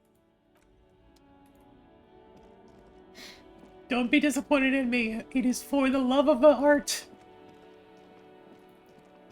We needed to come back here for karaoke anyway. The boomboxes wait on the shelves. And here you are. Quality sound reproduction on the go. It'll play anything, wherever. Turn any tape into a conversation of sounds and shapes. Hello, hello. Let me know if I can help you with anything. Hey, do you know how to fix this? You mean re-spool it? Yeah, I do, but... Great, could you do it please? This is important. I need to be able to play this tape for someone. But I'm not some Mr. Fix-It. I'm a pawnbroker. If you want to pawn the tape, sure. Although it looks pretty... worthless. Just explain why you need this so much. He's bound to understand. Worthless? It's not worthless, Roy. This could be the next big thing for the local dance music scene. Huh? What do you mean? Do you know that old church down the coast? Yes. What about it? I met some young ravers near the place. They want to turn the church into a nightclub and play some weird neo-disco beats there. They call it hypnotic dance music. I promise to help them with it. Is it any good? The music, I mean. No, that's the thing. You can't believe how unbelievably thin the beat is. There's nothing to it. No bass. It just goes... But this tape could make it hardcore. Man, you're really invested in this. Okay, I'll help you out. It's going to take a moment, though, so just sit back and relax. You take some time to look around the store. The play of visuals all around the pawn shop is mesmerizing. Suddenly, Roy turns back to you with a reel of tape in his hand and coughs. Well, thanks for the help. Yeah, my pleasure. I do what I can for true passion projects. Just try not to use this tape for negative photon emissions. Take responsibility. Okay. Scout's honor? Scout's honor? Words are still hard. It should play the tape, yeah? Of course. It's in working order still, isn't it? Just pick your tape and set it spinning. It all starts with the tape. Do you know anything about the traffic menace on the loose? Traffic? I'm sorry, officer, but I don't drive.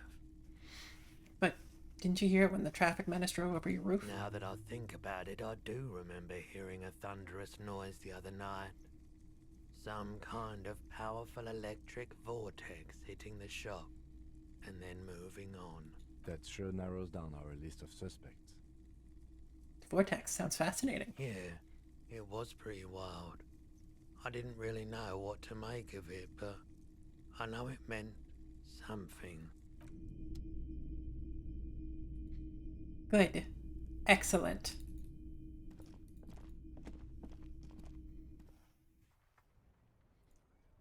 Okay, next errand was going to be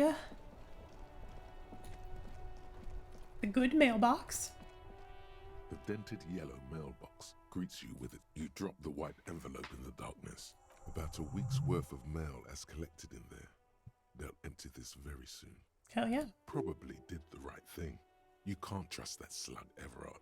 You know he's going to play you somehow. All right, let's go back to Everard.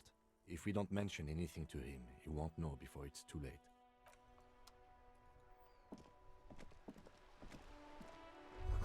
Something down there. Must you smell a potato cellar?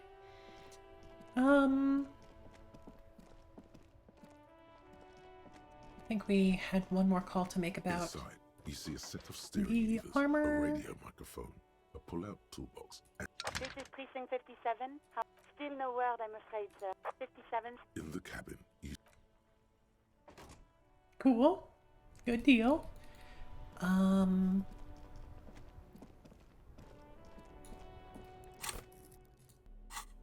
of curiosity, can we actually... We can, in fact, equip the, box. We hold it over our shoulder. Excellent. Good.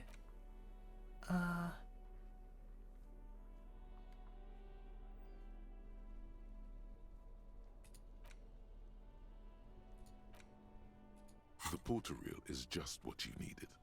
The reel's attached to the apparatus with a satisfying click. The tape is routed behind the magnetic reader.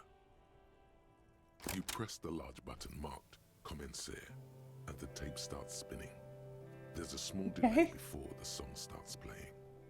Then the organ starts playing a simple, melancholic tune echoing in the hallway. A lone singing voice joins in, telling you about the tiniest church in Cessons, surrounded by even tinier yard. You almost feel the seaside mist on your skin. It's mega sad. Within seconds you know this is the one, the real shit you've been looking for. The one you trust your room to. This one tells it like it is. This is your tune. A click, then silence for a bit. Then the tape stops spinning. Can I sing this for karaoke? I think I could sing this. Of course you could sing this.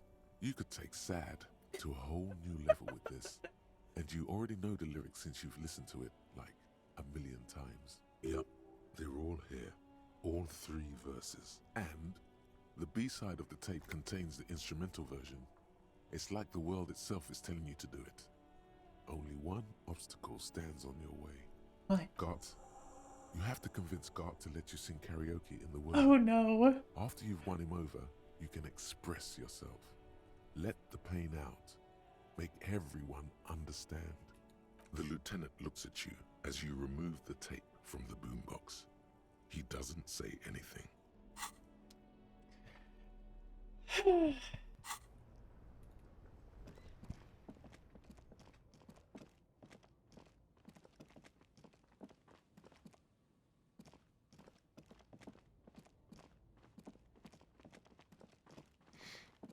Could do that to end the day. Like end the in-game day or end the stream?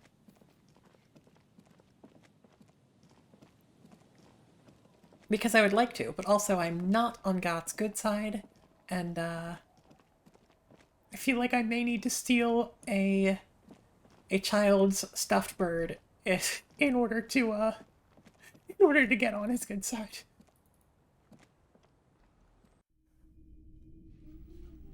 So, Hello, mister. Are you Lillian's daughter? Yes, I am. Little Lily. You know my mom? Yeah, we met earlier. That's nice. My mom is great. She's never angry or anything. Bye! You don't mind if I just... Nobody's saying anything.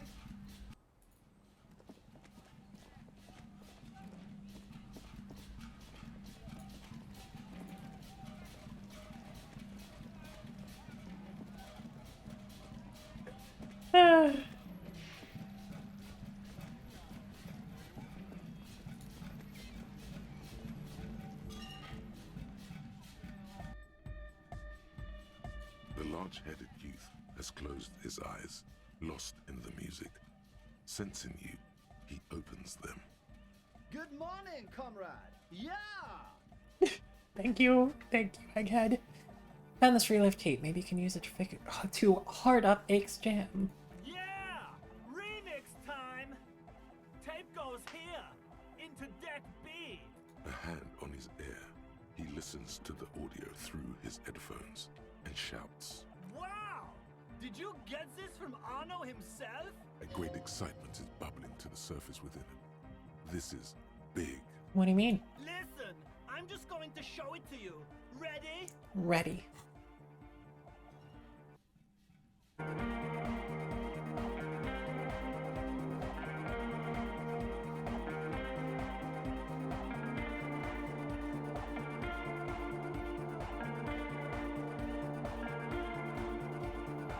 Wow!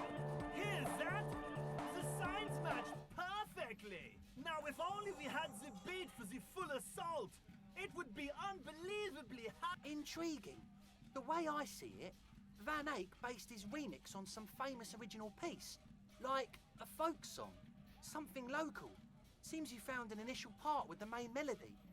I think it's just happenstance. Chaos in action. Contingencies of our limited existence. That and Egghead's fantastic talent. Noid's right. Egghead's technical talent is the key. No, this is definitely part of the same song. Something cut from it. It fits too well.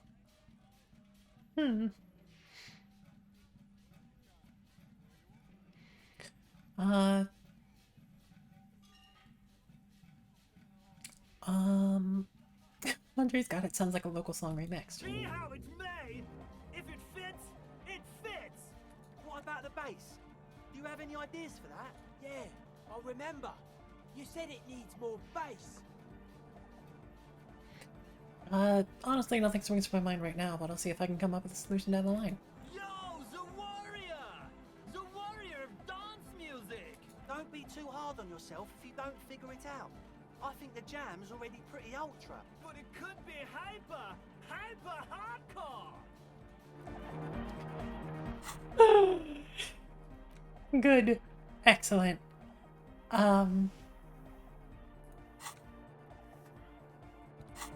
Okay. So it is getting late, and I am, I do have some other stuff to get done tonight. So I am going to re-equip my bag.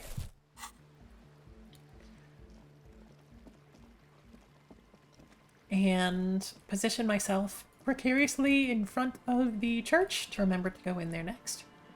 And we will save our game. So, I'll take that quench and dilate.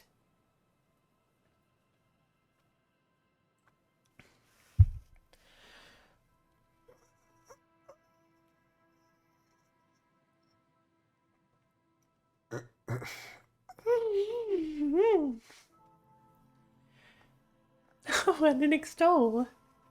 Well, Frank, I know that your brain has been a little bit rude recently, and I understand. But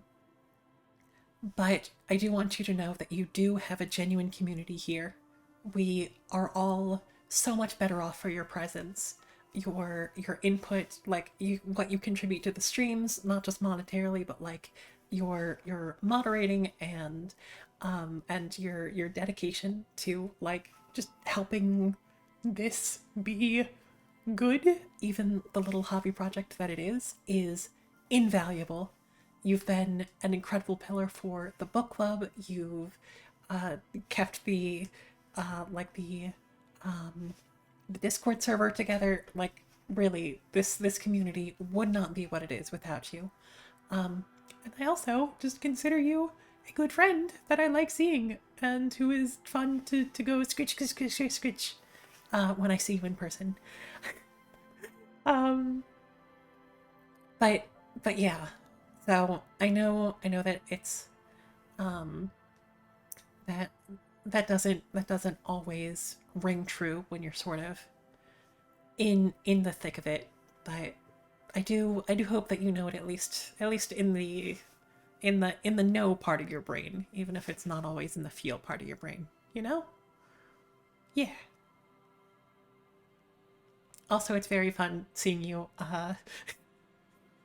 seeing all of your input on this game and on Scarlet Hollow, which I know that you've been playing, which I'm always happy to to gush about, so, you know.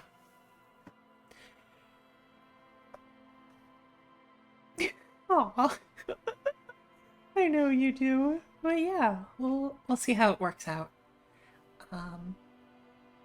But yeah. Love you bunches, Frank. Okay. Let's find someone to raid, yeah?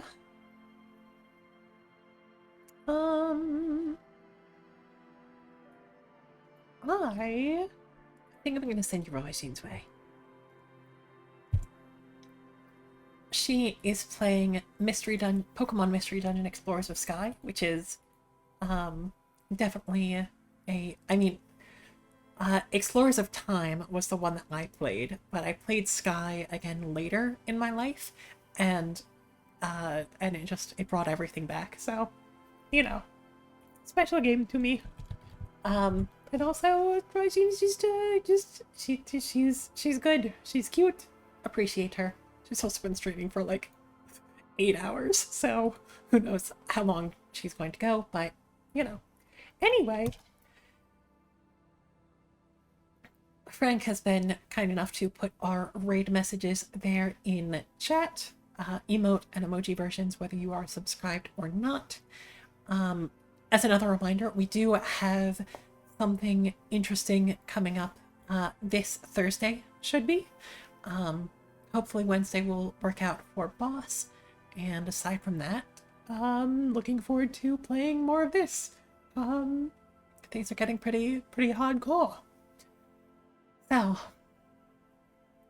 please do take care of yourselves. I very much appreciate everyone who stopped by, everyone who has played the game before and is excited to see the choices that I make, to everybody who is lurking, to everybody who has gotten interested because of my streaming this, which I know there are a couple of you, which is very flattering. I know there are a couple of people who got into this game because I started playing it and then proceeded to blow past me. So thank you for restraining your spoilers. But really, to everyone who has chosen to gaze long into the abyss, know that the abyss gazes back, and we'll be seeing you again real soon. Take care of yourselves.